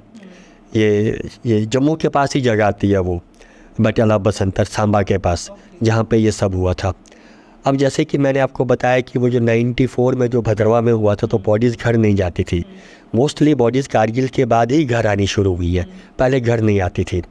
तो जब अरुण खेत्रपाल को हमने खोया वहाँ पे बटाला बसंतर में 71 की वॉर में, तो इनका क्रीमेशन वहीं पे हुआ, सांबा में ही हुआ। इससे हाईवे के पास ही है, anyone can go there and pay homage to him, वहाँ पे जहाँ पे इनका अंतिम संस्कार हुआ था। तो अब फैमिली डजंट नो कि ऐसा हुआ है, ये क्या इतना पता नहीं चलता था। तो he was very fond of his motorcycle. तो 16 दिसंबर को सीज़ फायर हो गया, पाकिस्तान ने सरेंडर कर दिया, जो वो क्रिश्चियन बांग्लादेश, वो जो 93,000 पाकिस्तानियों ने सरेंडर किया। तो इनकी मम्मी को ये लगा अब तो लड़ाई ख़त्म हो गई, अब तो वो भी घर आएगा छुट्टी पे, ज़्यादा छुट्टी तो उसको मिलेगी नहीं। मैं ऐसा करती हूँ, इसकी बाइक को ना सर्विस करने देती हूँ, सो दैट ही कम, तो टाइम वेस्ट ना हो, the bike should be serviced. She was not even knowing कि वही तो इज़ नो, वो तो 15 को ही वी हैव लॉस्ट, तो वो बाइक भी सर्विस करने को देती हैं। फिर ऐसा कहा जाता है कि जब 10th डे था हिम, तो प्राइम मिनिस्टर इंदिरा गांधी शायद पर्सनली इनके घर गई थी to inform her he is no more. I think audience को नहीं पता है इनके बारे में। मैं आपसे रिक्वेस्ट करूँगी आप थोड़ा सा बताएं कि वो कैसे टैंक लेके उनके कितने टैंक उन्होंने उड़ा दिए थे एंड उनकी एज क्या थी। हाँ देखो, मैं अगर थोड़ा सा अरुण खेत्रपाल की मैं थोड़ा और इससे पीछे चलता हूँ। अरुण खेत्रपाल जब अपनी SSB देने गए थे, जो सर्विस सिलेक्शन बोर्ड की होती है जिसमें ऑफिसर सेलेक्ट होते हैं, तो वहाँ पे बहुत सारे बच्चे आते हैं। तो कोई तो वहाँ पे एक और भी लड़का था, who was very good, very smart, very everything. तो ऑलमोस्ट हर कोई सोचता है कि मैं ही रिकमेंड होऊंगा, जब मैं भी जाऊंगा तो आई विल थिंक कि मैं, क्योंकि हर कोई अपने आप को अच्छा ही समझता है। तो लेकिन जब रिज़ल्ट आया ऑन द 5th डे, जो कॉन्फ्रेंस हम जिसे कहते हैं, तो that particular gentleman was not recommended और अरुण खेत्रपाल रिकमेंड हो गया, जो रिज़ल्ट आता है। सो दैट मैन, वो शायद सिविल बैकग्राउंड से थे, तो ही थॉट कि फ़ौज में तो बस सफारिश ही चलती है, ये फ़ौजी का बेटा था इसलिए इसको ले लिया, मुझे नहीं लिया, मेरी परफॉर्मेंस इससे ज़्यादा अच्छी थी, I was much better in my से group discussions, in my task, in my whatever, जो भी वहाँ एक्टिविटीज़ होती हैं, बट इसको लिया। एंड उस जेंटलमैन ने थोड़ी वहाँ जैसे क्योस सा भी क्रिएट किया, उसने कुछ बुरा भरा भी शायद अरुण को बोल दिया, अरे तुम्हारी तो सिफारिश थी, ये थी, वो थी, तुमसे अच्छा तो मैं, वट एवर, ऐसा वैसा कुछ हुआ। And Arun was very cool, काम, क्वाइट, उसने आगे से कुछ भी नहीं कहा। तो उसके बाद अरुण 4 साल एकेडमी में रहा, 3 साल NDA में रहा, 1 साल IMA में रहा, और वो जून में शायद पास आउट हुए। एंड ही जॉइंड 17 हॉर्स, जो पूना हॉर्स है, एज ए यंग, तब 2nd लेफ्टिनेंट ही होते थे। तो दिसंबर में ये लड़ाई वगैरह का सारा चल रहा था। आई थिंक उनकी एज 21 ईयर्स, 21 की थी। और उसने अपना वायूज़ भी नहीं किया था, जो यंग ऑफिसर्स कोर्स होता है, जहाँ पे आपको जैसे आर्मर्ड के लिए प्रॉपरली ट्रेन किया जाएगा। एकेडमी तो मोर ऑफ ए जेनरिक की होती है, उसमें तो आपको जनरल सा सिखाया जाता है। तो फिर you learn in your paltan and at young officers, जहाँ पे आपको आपकी यूनिट के हिसाब से ट्रेन किया जाता है। तो अब जो इनके CEO साहब थे उस टाइम पे, लेफ्टिनेंट कर्नल हुनंत, जो बाद में जनरल भी बने, तो he was not keen to take him to the war. ये तो बच्चा सा ही है, इसको तो टैंक चलाना भी नहीं आता। अब अभी तो आया 2-3 महीने पहले। तो when he must have been told कि you are not going to the war, तो ऐसा नहीं sir, I want to come to the war, लड़ाई लड़ने का ये वो है। तो उनके CEO साहब ने कहा, हो यार तुम तो टैंक भी नहीं चलाते, तुम क्या करोगे? और कहता है, नहीं सर, मैं 2 दिन में टैंक सीख लूँगा, सीखना ही तो है। तो उन्होंने अपने जो बाकी के ट्रूप्स थे उनके साथ मिल के ये लर्न टैंक वैंक एंड एवरीथिंग। उन्होंने जो भी कुछ करा के, to cut short, he could convince his commanding officer, sir now I know how to run the tank, I know how to fire the barrel. उन्होंने CEO साहब को जैसे तैसे कन्विंस कर दिया कि CEO साहब आल्सो टुक हिम देयर। तो उस दिन जो 14-15 दिसंबर की बात है, जो बैटल ऑफ बसंतर हुई है, one of the toughest battles fought in that sector, 71 की वॉर की। Battle of Basantar and battle of Jarpal, ये दोनों साथ साथ ही हुई हैं। तो वहाँ पे एक तो 17 हॉर्स थी, इनके साथ वहाँ 3 ग्रेनेडियर्स थी, इन्फेंट्री की यूनिट, जिसमें मेजर होशियार सिंह और Paramvir Chakra to get a Pakistani RCL jeep, जो वहाँ से वो उठा के लेके आए, जो जरपाल क्वीन उस जीप का नाम है। The jeep is still in the running condition with 3 grenadiers. मैं अपनी एक फ़ोटोग्राफ आपको भेजूँगा विद दैट जरपाल क्वीन, जो उन्होंने पूरी मेंटेन करके रखी है। फिर इसी लड़ाई में देयर वॉज 16 मद्रास, जो ये लोग थे। थोड़ा सा अगर मैं लड़ाई का पर्सपेक्टिव बताऊं, 3-4 दिन हैंड टू हैंड फाइट में ये लड़ाई लड़ी है, आर्मर्ड और इन्फेंट्री साथ में लड़ी है। इंडिया ने 2 PVC समझो उसमें लिए, एक अरुण खेत्रपाल, पर ग्लोरी और ग्लैमर सारी आर्मर्ड ले गई, इन्फेंट्री रह गई। फिर मेजर होशियार सिंह ने जिंदा ही PVC लिया, वो लिविंग परमवीर चक्रा बने। जो अरुण खेत्रपाल के CEO थे हुनंत सिंह, उन्हें महावीर चक्रा मिला। 3 ग्रेनेडियर्स के जो CEO थे लेफ्टिनेंट कर्नल एरे, वो भी बाद में जनरल बने, उन्होंने भी महावीर चक्रा लिया। 16 मद्रास के जो CEO थे lieutenant colonel Ghai, he also got Mahavir Chakra unfortunately posthumously. वो उसमें as a CEO we lost him.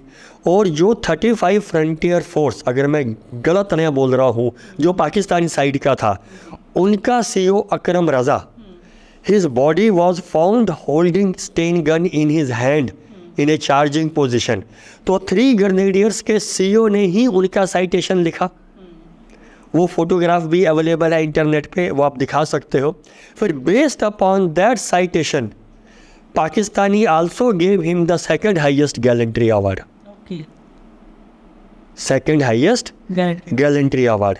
अब अगर मैं इस कहानी को थोड़ा और आगे लेके चलूँ, जो अरुण खेत्रपाल का जो टैंक था फेमगस्टा, उसका नाम था, जो शायद अभी भी आर्मर्ड सेंटर में पूना के पास अहमदनगर में जो इनका सेंटर है, वहाँ पे वो टैंक अभी भी डिस्प्लेड पर है, अगर मैं गलत ना बोल रहा हूँ तो जब वो टैंक चल रहे थे, व्हेन दे वर फाइटिंग से tank to tank with the Pakistanis, तो अरुण खेत्रपाल के टैंक में आग लग गई थी। It was burst. और अरुण खेत्रपाल से पहले इनका sowar Nand Singh, he was the first casualty from the Famagusta tank. तो CEO साहब ने शायद अरुण से कहा था कि please abandon the tank and come back. Please word शायद नहीं कहा होगा उन्होंने, ये तो मेरे मुंह से निकल गया।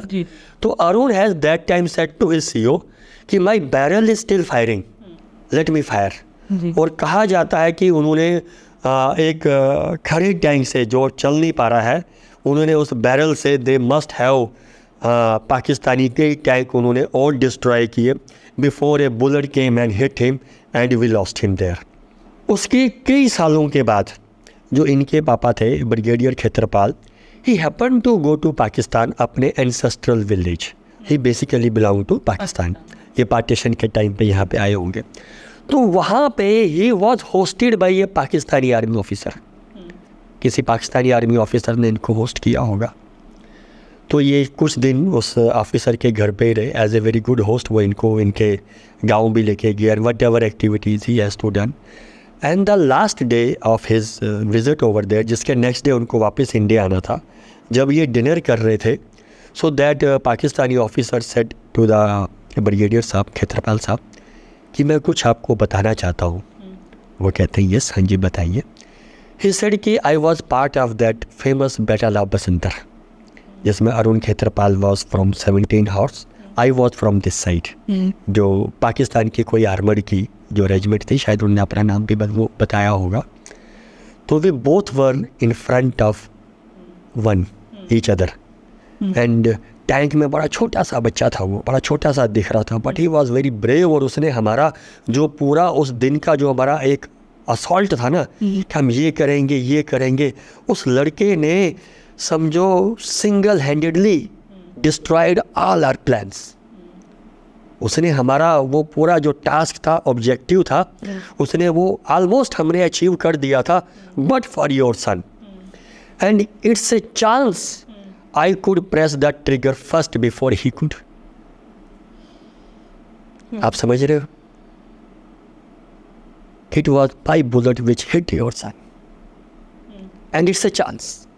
अगर मान लो फ्रैक्शन ऑफ सेकंड पहले वो ट्रिगर पहले प्रेस करते तो मैंने नहीं होना था। It's a chance. तो ये भी एक कहानी है अरुण खेत्रपाल की जो मैंने आपको बताई। अब यहीं पे मैं छोटी सी चीज़ एक और आपको कहना चाहूँगा थोड़ी। मैं एक बार जयपुर गया था, एक बहुत बड़ा फंक्शन था, किसी बड़े मीडिया हाउस ने वो ऑर्गेनाइज़ किया था, जिसमें जयपुर की पूरी पॉलिटिकल क्लास भी आई थी और जितने गैलेंट्री अवार्डीज़ थे और बाकी जयपुर की मार्टियर फैमिलीज़ थी, they all were invited over there. तो दिल्ली के ही हैं एक second lieutenant Puneet Nath Dutt 111 GR के अशोक चक्र हैं वो, तो उनकी मम्मी के साथ मुझे वहाँ जाने का मौका मिला था। Aunty took me to that event. अब जब मैं वहाँ पे गया था तो काफ़ी फैमिलीज़ को मैं जानता था, कुछ नई फैमिलीज़ थी जिन्हें मैं मिल रहा था। तो very handsome smart army officer in civil he came to me, sir कि आप विकास मरहा से? मैंने कहा यस सर मैं हूँ। ही सेड कि मैं ब्रिगेडियर राठौर हूँ और मैं वो जो राज्य सैनिक बोर्ड होता है ना, वो तब शायद उसके प्रेसिडेंट थे कि मैं इसका प्रेसिडेंट हूँ। तो मैं तुम्हें सोशल मीडिया पे देखता रहता हूँ, चलो आज आपसे मिले, तो I want you to meet my regimental lady, तुम्हें उनसे मिलना चाहिए। तो मैंने कहा यस सर, क्यों नहीं। अब अगर मैं ही आपसे कहूँ कोई एक सीनियर अफसर ब्रिगेडियर रैंक का, वहाँ पे आप ही के पास आए और आपसे बोले आओ मैं आपको अपनी रेजिमेंटल लेडी से मिलाता हूँ, आप क्या सोचते हैं किससे मिलाएगा? कोई सीनियर लेडी की, कोई जनरल साहब की वाइफ होंगी, कोई चीफ की वाइफ होगी, कोर कमांडर की होंगी, ऐसे ही होता है ना। तो मुझे लगा कि कोई सीनियर लेडी भी इनकी रेजिमेंटल वाइफ आई होंगी, he wanted me to meet her. तो मैंने कहा यस सर। तो वो एक बड़ी सी गैदरिंग थी, काफ़ी सारे लोग थे, I think it was a 5 star hotel जिसमें ही सब हो रहा था। तो मैं गया उनके साथ, सर मुझे ले गए तो एक लेडी थी, उसने कैसे एक लिफाफा सा हाथ में पकड़ा हुआ था, ये वो था, कहते मीट हर।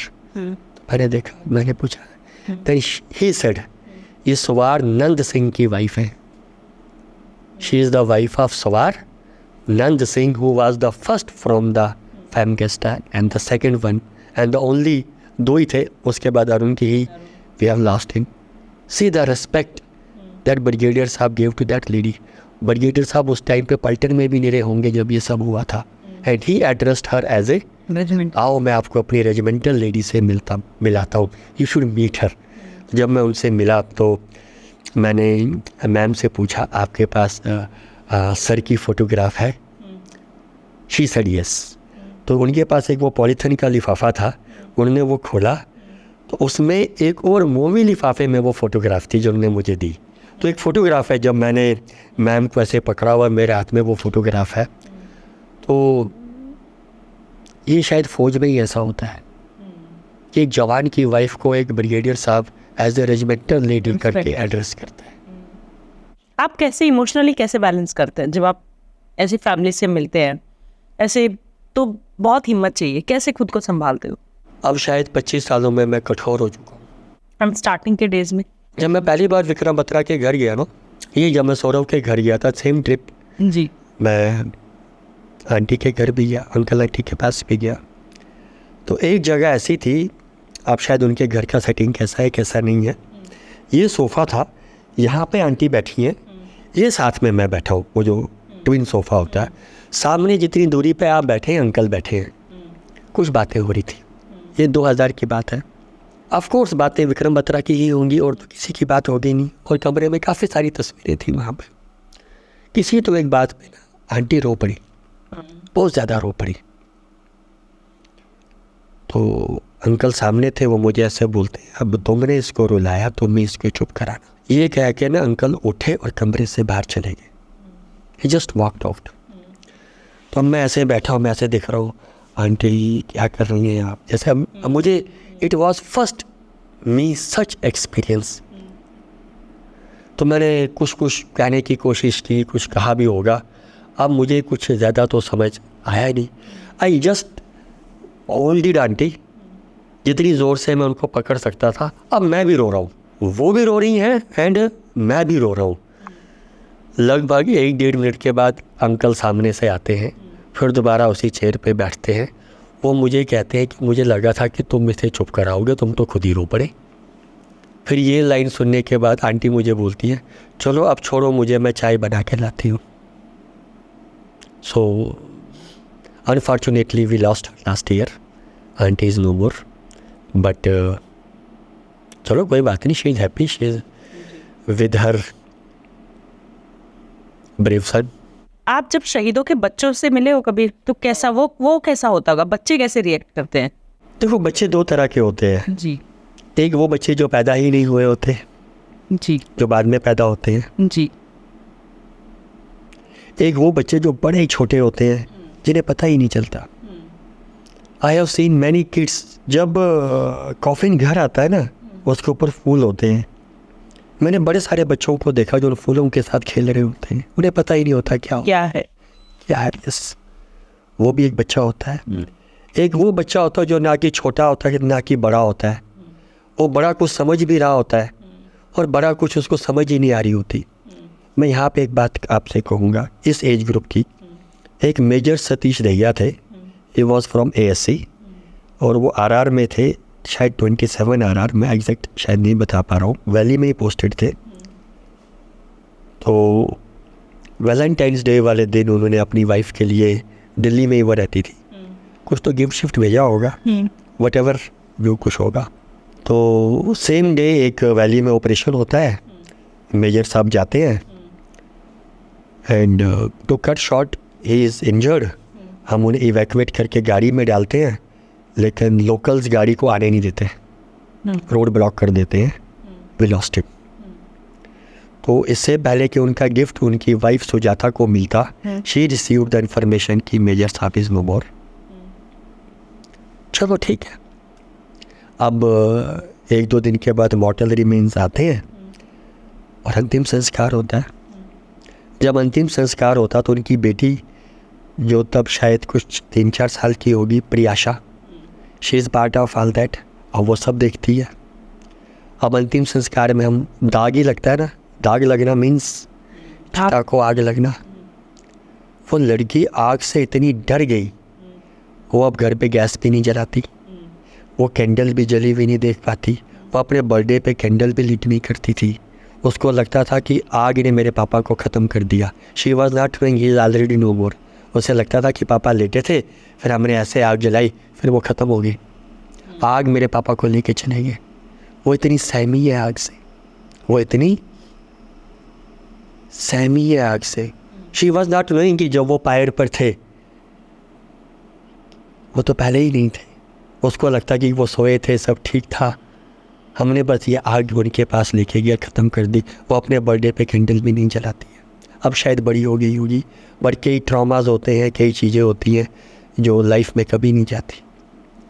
फिर कुछ बच्चे बड़े होते हैं जो खामोश हो जाते हैं, और बड़े सारे ऐसे बच्चे हैं जहाँ पे बच्चों को बताया ही नहीं जाता।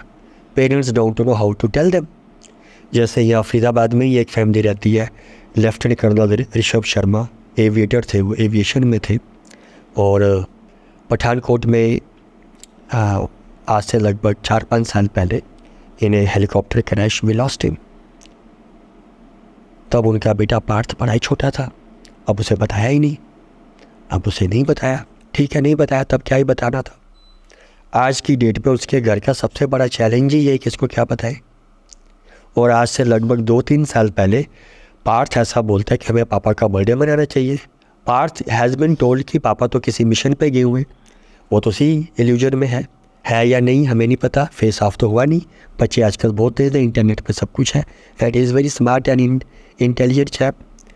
तो उसने 2-3 साल पहले कहा कि हमें पापा का बर्थडे मनाना है, पापा जब आएंगे फिर हम बर्थडे मनाएंगे। अब बर्थडे कैसे मनाएं? राधा उनकी वाइफ का नाम है, तो ऐसे डिस्कशन हुआ। डॉक्टर कल्पना उनकी मम्मी का नाम है, ठीक है बर्थडे मनाएंगे। अब बर्थडे दिल्ली कैंट में मनाया गया, एक फौजी एनवायरनमेंट में ही एक हॉल बुक किया, और फैमिली को तो अवॉइड ही किया। तो कॉल क्या ही उस बर्थडे पार्टी पे मनाएंगे, but all his coursemates and other जो दिल्ली आसपास पोस्टेड थे उन सबको बुलाया गया, और थोड़े से कुछ लोग जिनको बुलाया जा सकता है, एक बर्थडे का पूरा माहौल क्रिएट किया गया। अब I was given the assignment कि तुम थोड़ा गैदरिंग को एड्रेस करो। अब क्या करोगे आप, पार्टी चल रही पर पार्टी तो है नहीं, except Parth everyone knew what is that. अब और सब लोगों को ये भी नहीं पता कि पार्थ को पता है कि नहीं पता है। You don't discuss all this things with everyone, और एक पार्टी है। अब मैं जब खड़ा हुआ हूँ, अब मुझे समझ ही नहीं आ रही कि मैं क्या बोलूँ। अब मैं ये बोल रहा हूँ, वो बोल रहा हूँ। अब पार्थ को is also part of that gathering. तो जो लोग जो मुझे भी नहीं जानते होंगे वो सोच रहे होंगे किस पागल आदमी को उन्होंने खड़ा किया, किसी को नहीं पता ये क्या बोल रहा है, कभी क्या बोल रहा है, कभी क्या नहीं बोल रहा। तो ये भी एक चैलेंज है। जो अपने बच्चों की बात की, फिर जम्मू के पास एक इंजीनियर्स के ऑफिसर थे, major Akshay Girish, we lost him in an encounter in Nagrota.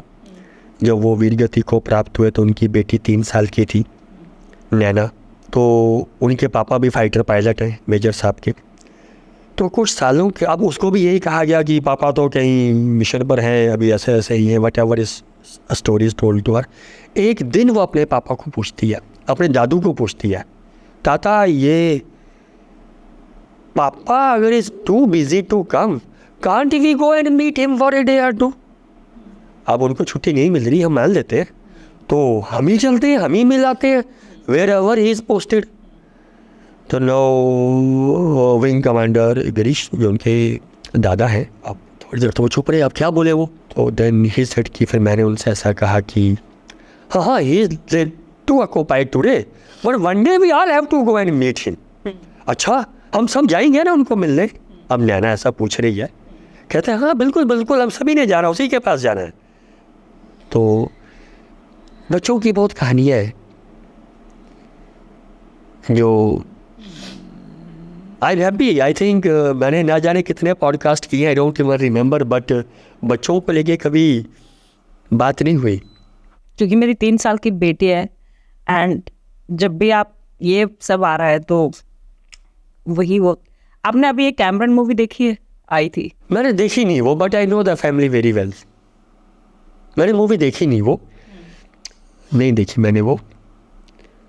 आप पूछिए उसको लेके।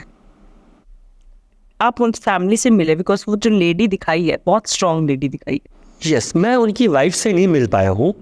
ये सब कुछ अनफॉर्चुनेटली होने के इमीडिएटली बाद she moved on to Australia, जो मेरी जानकारी है।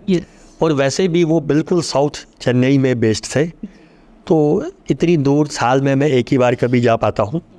But I have met uncle aunty and number of times. मैं अभी लास्ट ईयर दिसंबर में भी चेन्नई गया था, तो aunty prepare dosa for me. Dosa was very favourite of major Mukund Varadarajan.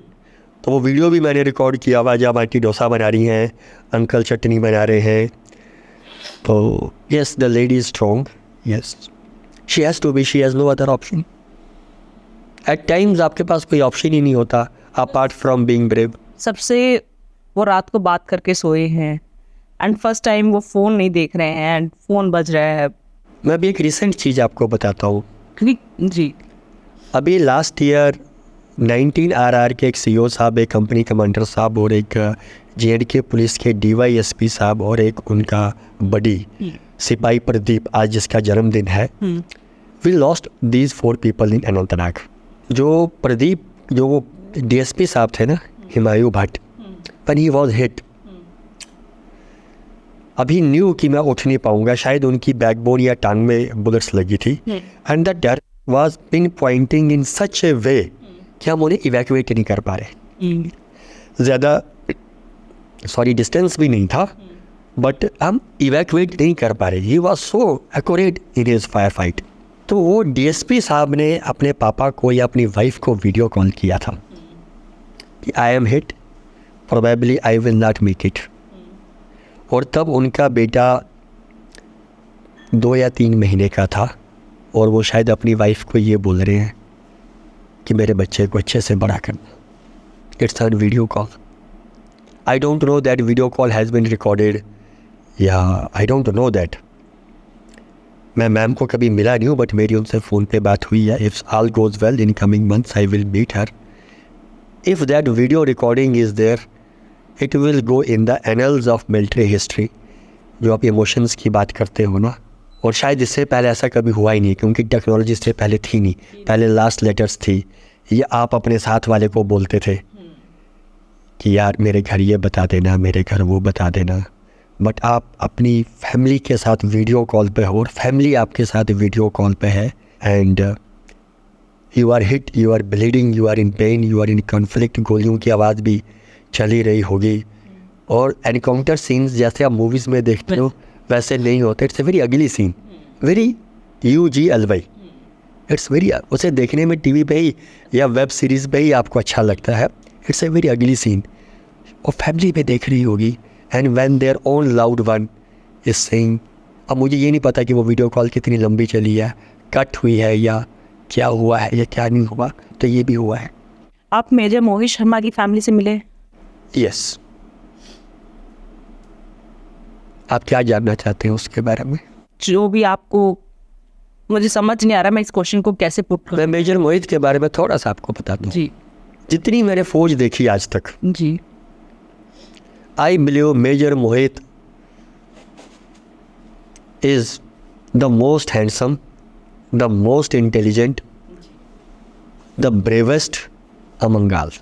जितना मैंने दिखा है, समझा, सुना, जाना। मोहित जब 10th 12th में था तो he was very keen for NDA, but uncle aunty को ये था कि यार एक सेकंड ऑप्शन भी होना चाहिए, ये वो होना चाहिए, और आंटी का उसको फौज में भेजने का मन नहीं था फॉर वट एवर रीजन्स। तो मोहित ने एनडीए का रिटन टेस्ट देके वो महाराष्ट्र में किसी इंजीनियरिंग कॉलेज में उसने एडमिशन भी ले लिया था। तो मीनवाइल मोहित का एसएसबी का इंटरव्यू कॉल आता है, वो घर पे लेटर आता है, तो आंटी उसको वो बताती नहीं है, छुपा देती है। और सेम ऐसा मोहित के पापा के साथ मोहित की दादी ने किया था। मोहित पापा was also suppose to join army, but उन्होंने उनका वो सेलेक्ट लेटर छुपा के कहीं अलमारी में डाल दिया था, जो इनके पापा को 1 साल के बाद मिला। उन्होंने अपनी मदर से कहा, मम्मी ये आया था क्या? उन्होंने कहा आया था, बट मैं नहीं चाहती थी। तब तक ये बैंक में सेलेक्ट हो गए थे और खैर वो भी चांस चला गया था। तो मोहित के साथ भी सेम ऐसा ही किया, बट मोहित के टाइम पे इलेक्ट्रॉनिक था, थोड़ा ज़्यादा था, और मोहित शायद अपने पापा से ज़्यादा शार्प था। तो उसने इंटरनेट पे ही फाइंड आउट कर लिया कि I have been qualified for SSB, कि मुझे एसएसबी देने जाना है। और उन्होंने उस पर भी पता कर लिया कि मेरी एसएसबी कब है, कहाँ है। तो उन्होंने वो कॉल लेटर का वेट नहीं किया। See the confidence of that gentleman, वो अपना कॉलेज छोड़ के, हॉस्टल छोड़ के, पूरा सामान लेके महाराष्ट्र से भोपाल आया। कॉन्फिडेंस, एसएसबी दिया, रिकमेंड हुआ और पूरा सामान लेके गाजियाबाद आया। ये नहीं बताया कि मैं एसएसबी दे के आया हूँ। और घर आके अपनी मम्मी को बोलते, आपको क्या लगा, आप मुझे नहीं बताओगे तो मुझे पता ही नहीं चलेगा, मैं रिकमेंड होके आया हूँ, सब छोड़ छाड़ के आया हूँ, ये सामान भी लाया हूँ। That was he. Then of course he went to NDA. NDA में जो कुछ उन्होंने किया वो उनके दोस्त ही आपको बताएंगे। ही वॉज कमीशनड इन 5 मद्रास, अगर मैं गलत ना बोल रहा हूँ तो मद्रास रेजिमेंट में थे। लेकिन he always wanted to be a paratrooper. तो वो 1 पैरा एसएफ में आए और उसमें उन्होंने बहुत कुछ किया। मैं ज़्यादा उनके ऑपरेशंस की बात नहीं करूँगा, बट एक एस्पेक्ट है उनकी लाइफ का जो जानना चाहिए हमें। अब जब हमने उनको खोया, ये सब कुछ हुआ, ये हुआ, तो he got highest gallantry award, much deserving, Ashoka Chakra जब था। तब अशोक चक्रा जो अवार्ड होता है वो राष्ट्रपति 26 जनवरी को ही देते हैं, इन फ्रंट ऑफ एवरीवन, जो परेड होती है। तो जब वो अवार्ड इनको मिलना था, देना था, अंकल आंटी को उस पर आने का पास नहीं दिया गया था। अब क्यों नहीं दिया गया ये आप लोग फाइंड आउट करिए, उनके पास ही नहीं था। Aunty has to go to the court कि my son is being decorated with the highest gallantry award and me being in Delhi I am seeing it on TV, what is it. फिर court के direction पे हर चीज़ होती है। और 2009 की बात है ये, शायद अभी शायद 15-16 साल हो गए। Aunty has not seen the Ashoka Chakra so far अपने बेटे का। और मेजर मोहित ने तो जनरेशन्स को इंस्पायर किया टू जॉइन आर्मी। मैं अभी थोड़े दिन पहले मुझे 1 पैरा एसएफ की मेस में जाने का मौका मिला था नाहन में। Proudly they have displayed the portrait of, मुझे मेस में एक ही पोर्ट्रेट दिखा, वो मेजर मोहित का ही दिखा। बड़ा मतलब कि मुझे ऐसे लगा कि बस, जबकि 1 para has a glorious history, globally they have fought. उनके पास इतने ज़्यादा मोमेंटोज और ये हैं, उन्होंने पूरी एक हेरिटेज बिल्डिंग बनाई है, बड़ा सा हॉल। अब उसमें शायद अगला मोमेंटो रखने की भी जगह नहीं है, बट उस ग्लोरियस मेस में और उस ग्लोरियस पल्टर में 1 पंजाब 1 पैरा जो है एसएफ प्रथम जो पहली है, मेजर मोहित का वो लगा था। But aunty has not seen the Ashoka Chakra so far. तो मैं कुछ चीज़ें हैं जिन इनके ऊपर भी फौज को थोड़ा सोचना चाहिए, थोड़ा देखना चाहिए, थोड़ा समझना चाहिए। क्या आप भी अपनी पास्ट लाइफ जानना चाहते हैं? क्या आप भी जानना चाहते हैं कि क्या कर्म करके आए थे जिसकी वजह से ऐसी जिंदगी मिली है, अच्छी या बुरी? क्या आप भी अपने फ्यूचर को जानना चाहते हैं? आपकी लाइफ में जो भी प्रॉब्लम चल रही है, बहुत टाइम से किसी कंपेटिटिव एग्जाम की मेहनत कर रहे हैं बट उसमें सक्सेस नहीं मिल रही है, उसमें आपको जो अचीव करना चाहते हैं वो नहीं मिल रहे हैं। कोई बिजनेस आपने खोला था लेकिन वो बिजनेस वैसे का वैसा ठप हो गया है, शादी नहीं चल रही है, सोलमेट कौन है, कभी आया भी था लाइफ में या आना है?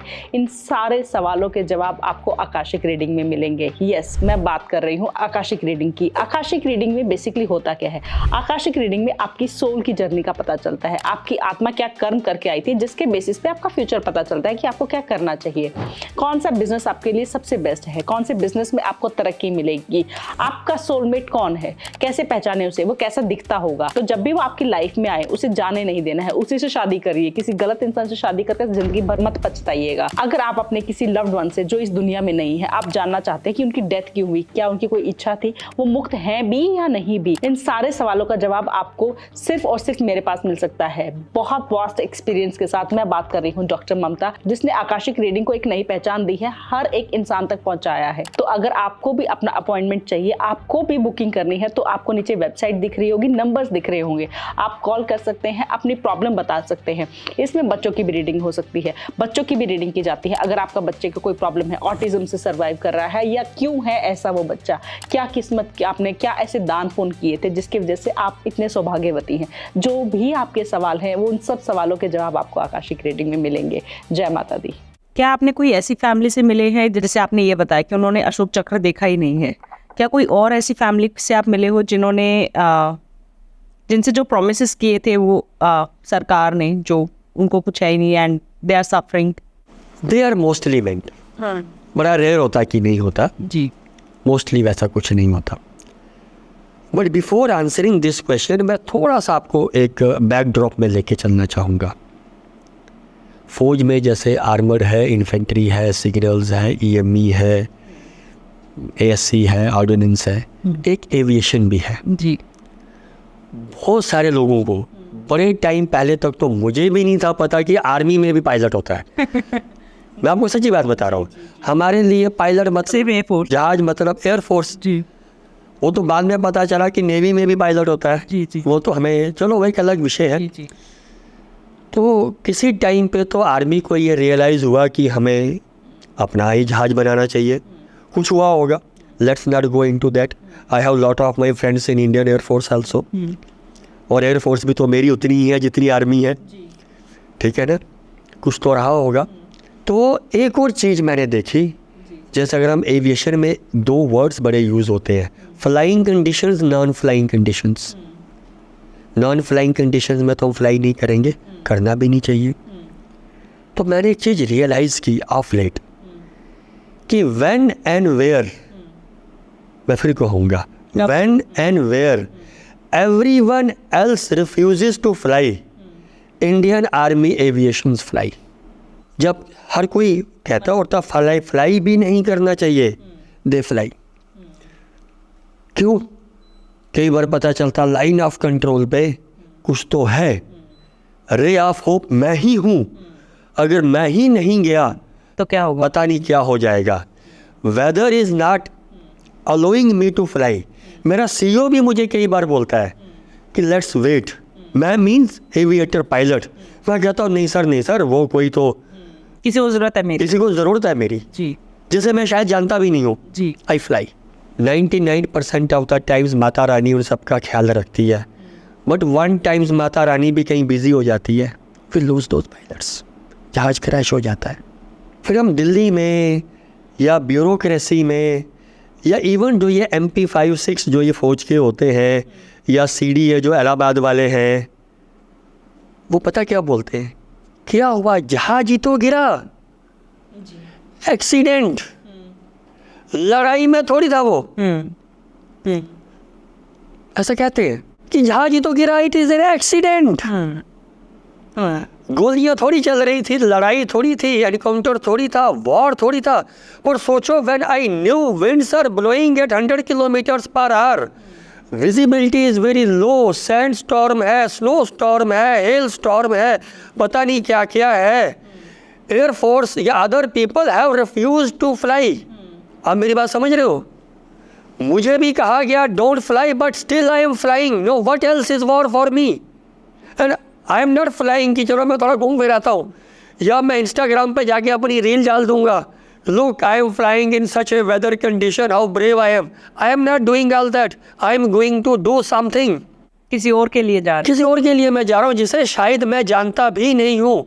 एक यहीं पे एग्जांपल देता हूँ, ये गुरेज में शायद 2 साल पहले एक बीएसएफ के जवान को टूथ हुआ, दांत में दर्द हुआ, बहुत ज़्यादा हुआ होगा, तो बीएसएफ ने डिस्ट्रेस कॉल रेज की, जबकि बीएसएफ के पास अपने हेलीकॉप्टर्स भी होते हैं। Nothing against border security forces. उस सिचुएशन में भी वैली में किसी तो एविएशन की बेस से एक हेलीकॉप्टर का पायलट ही कहता कि मैं जाके उसको ले आता हूँ, उसको शायद बड़ा ज़्यादा दांत दर्द हो रहा होगा। The helicopter crashes, the pilot lost his life. I am talking about major Sankalp Yadav, NDA से था वो लड़का। अब हम क्या कहेंगे कि वो लड़का लड़ाई में नहीं था, वो तो उसकी यूनिट का भी नहीं था, वो तो उसकी आर्म का भी नहीं था, वो तो उसकी एकेडमी का भी नहीं था, वो तो उसकी ऑर्गेनाइजेशन का भी नहीं था। बस यही था कि ये भी मेरी तरह वर्दी पहन रहा है, ये भी मेरी तरह बॉर्डर पे खड़ा होता है, he is also defending the. और क्या दांत में ही तो दर्द हो रहा था, अगर आप देखो तो पेन किलर खा लेते, कुछ कर लेते। मैं जस्ट एक बता रहा हूँ आपको। फिर हम कहेंगे कि आई थिंक हमने संकल्प यादव का नाम नेशनल वॉर मेमोरियल पे भी नहीं लिखा हुआ, एक्सीडेंट था ना, समझो। तो जो आपने कहा कि प्रोमिस पूरे नहीं होते, जो मैंने लेफ्टिनेंट कर्नल ऋषभ शर्मा की अभी बात की, ही ऑल्सो फ्लू, वो ALH उड़ाते थे, which is a weapon integrated helicopter. हमने जब एविएशन शुरू की थी, it was more of A transportation, कि सीनियर अफसर्स को हम एडवांस फॉरवर्ड पोस्टिस पे लेके जाएंगे, कोई इंजर्ड है, बीमार है, उसको इवैक्यूएट करेंगे, सामान राशन वाशन की सप्लाई करेंगे। We started aviation like that, but of role aviation is now into assault helicopters also. जो नए हेलीकॉप्टर्स आ रहे हैं उसमें मिसाइल्स भी हैं, रॉकेट्स भी हैं, गन्स भी हैं, वेपन्स भी हैं, full fledged they are gunships. अगर मैं बात करूं तो he was flying that near international border, crash हो गया, ख़त्म हो गया। तो उनको अभी तक हरियाणा सरकार ने नौकरी दी नहीं दी है। और एक senior bureaucrat from Haryana government, मुझे नाम नहीं है उसका पता, he said to Mrs Radha Sharma, अरे ये एक्सीडेंट ही तो है, लड़ाई में थोड़ी था आपका husband. Who are you to decide that? जब फौज ने बैटल कैजुअलिटी सर्टिफिकेट बना के दिया है ना, you are not the authority to decide. आप चंडीगढ़ में बैठ के, एक मंत्रालय में बैठ के, ऐसी गाड़ी में घूम के ये डिसाइड नहीं कर सकते कि लाइन ऑफ कंट्रोल पे लड़ाई क्या है क्या नहीं है। Let a fauj decide it and let fauj certify it. अगर उन्होंने सर्टिफाई किया, you are suppose to honour it. उसे अभी तक जॉब नहीं दिया गया। और मैं फिर एक ये लाइन दोबारा कहूँगा, when and where everyone else refuses to fly, then and there Indian army aviations fly. पिछले 2-3 साल में इन्फेंट्री की कैजुअलिटीज़ कम है, एविएटर्स की ज़्यादा है। अगर आप थोड़ा स्टडी भी करेंगे तो, चाहे जहाज़ पुराना है या वेदर फेवरेबल नहीं है या कंडीशंस जैसी है, आई डोंट थिंक कि हमारा पायलट अच्छा नहीं है, पायलट हमारा अच्छा ही है रहा होगा। आप कुछ स्टेप्स ले रहे हैं जब ऐसे आप ये देखते हैं? मुझे जब भी किसी सीनियर ऑफिसर से बात करने का मौका मिलता है, जो मुझे लगता है कि they are at the helm of the affairs, I put all this things to them. मुझे जहाँ पे भी, जैसे मैं पब्लिकली आज आपसे बात कर रहा हूँ, it will go in air after few days, तो मैं यहाँ पे भी बात कर रहा हूँ। कभी कोई मीडिया वाला कई बार किसी कॉन्टेक्स्ट में अगर मेरे से बात करता है, या मुझे जहाँ भी मौका मिलता है, मैं इन सब बातों पे वेरी ओपनली आई टॉक। और हमें बात करनी चाहिए, क्योंकि एक एविएटर ही अपने लिए बात नहीं कर पाएगा। Him being in uniform he can't say this. जैसे जो ALH है, पिछले काफ़ी टाइम से दे आर ग्राउंडेड, क्योंकि एक हमारा ALH शायद कोस्ट गार्ड का क्रैश हुआ था, वी लॉस्ट 2 पीपल। और अभी मैंने 2 दिन पहले ही खबर पड़ी कि नॉर्दर्न सेक्टर में सप्लाई को लेकर बड़ी प्रॉब्लम हो गई है। और मुझे ये भी बताया गया कि फ़ौज आजकल सिविल हेलीकॉप्टर्स भी यूज़ कर रही है, जो कि सप्लाई तो करनी है। वी एज ए नेशन हम हेलीकॉप्टर से प्रिक्योर नहीं कर पा रहे। वी एज ए नेशन हम सोल्जर को एक अच्छी चीज़ ही नहीं दे पा रहे हैं। अभी देखो, थोड़े दिन पहले हिसार से एक वो young fighter pilot, we lost him. 5-6 दिन पहले या 10 दिन पहले उनकी एंगेजमेंट हुई थी। How smart the boy is. मैंने तो फोटोग्राफ से देखी उसकी। और हम उसे वो जहाज़ उड़ाने को दे रहे हैं जो शायद उसके दादाजी के टाइम पे भी विंटेज हो चुका था। The aircraft must be in flying condition, मैं उसको डिनाई नहीं करता हूँ, बट आज कोई भी लड़का iPhone 10 यूज़ नहीं कर रहा, iPhone 16 चल रहा है। आप समझ रहे हो, iPhone 10 भी आज वर्किंग कंडीशन में ही होगा, but we are not using that. जैसे बड़े सारे फॉरेन के जब लोग इंडिया आते हैं ना, जैसे जॉइंट एक्सरसाइजेस के लिए, कॉन्फ्रेंसेस के लिए, फ़ौज का ही चलता रहता है, तो जो बाहर के लोग आते हैं वो कहते हैं जो आप ये जहाज़ उड़ा रहे हो, हमारे कंट्री में तो लोग इन्हें देखने म्यूज़ियम में जाते हैं, आपने इनको आज भी फ्लाइंग कंडीशन में रखा है। तो ये हमारी सरकार को, आई होप कि वो सोच रहे होंगे, ये सोचना है, you are getting best of the boy to fly, give him best of the aircraft also to fly. जब आम जनता शहीदों की फैमिली से मिलती है, आप उनको कोई मैसेज देना चाहेंगे? बिकॉज कोई सिंपैथी नहीं चाहते हैं, बट एक रिस्पेक्ट हर कोई चाहता है, आप कुछ मैसेज देना चाहेंगे उन्हें? एक तो आम जनता फैमिलीज़ को नहीं मिलती है जी, ये भी मैं आपको बता दूं, but of late due to social media and say podcast like these जैसे आप कर रही हैं, या बाकी फ़ौज वाले भी आजकल बड़े सारे खुद से पॉडकास्ट कर रहे हैं, एक अवेयरनेस थोड़ी बड़ी है। बट अभी भी क्या होता है ना, people run after big names only. सबको मेजर मोहित शर्मा की मम्मी से ही मिलना है। जी, ठीक है, बिल्कुल, ऑफकोर्स मैं भी मिलना चाहता हूँ आंटी को, सुशीला आंटी को, आपको भी मिलना चाहिए, बट हमें और भी बाकी लोगों से मिलना चाहिए। तो मैं यहाँ पे एक लाइन कहना चाहूँगा, any family which is nearest to your home is the biggest family to you.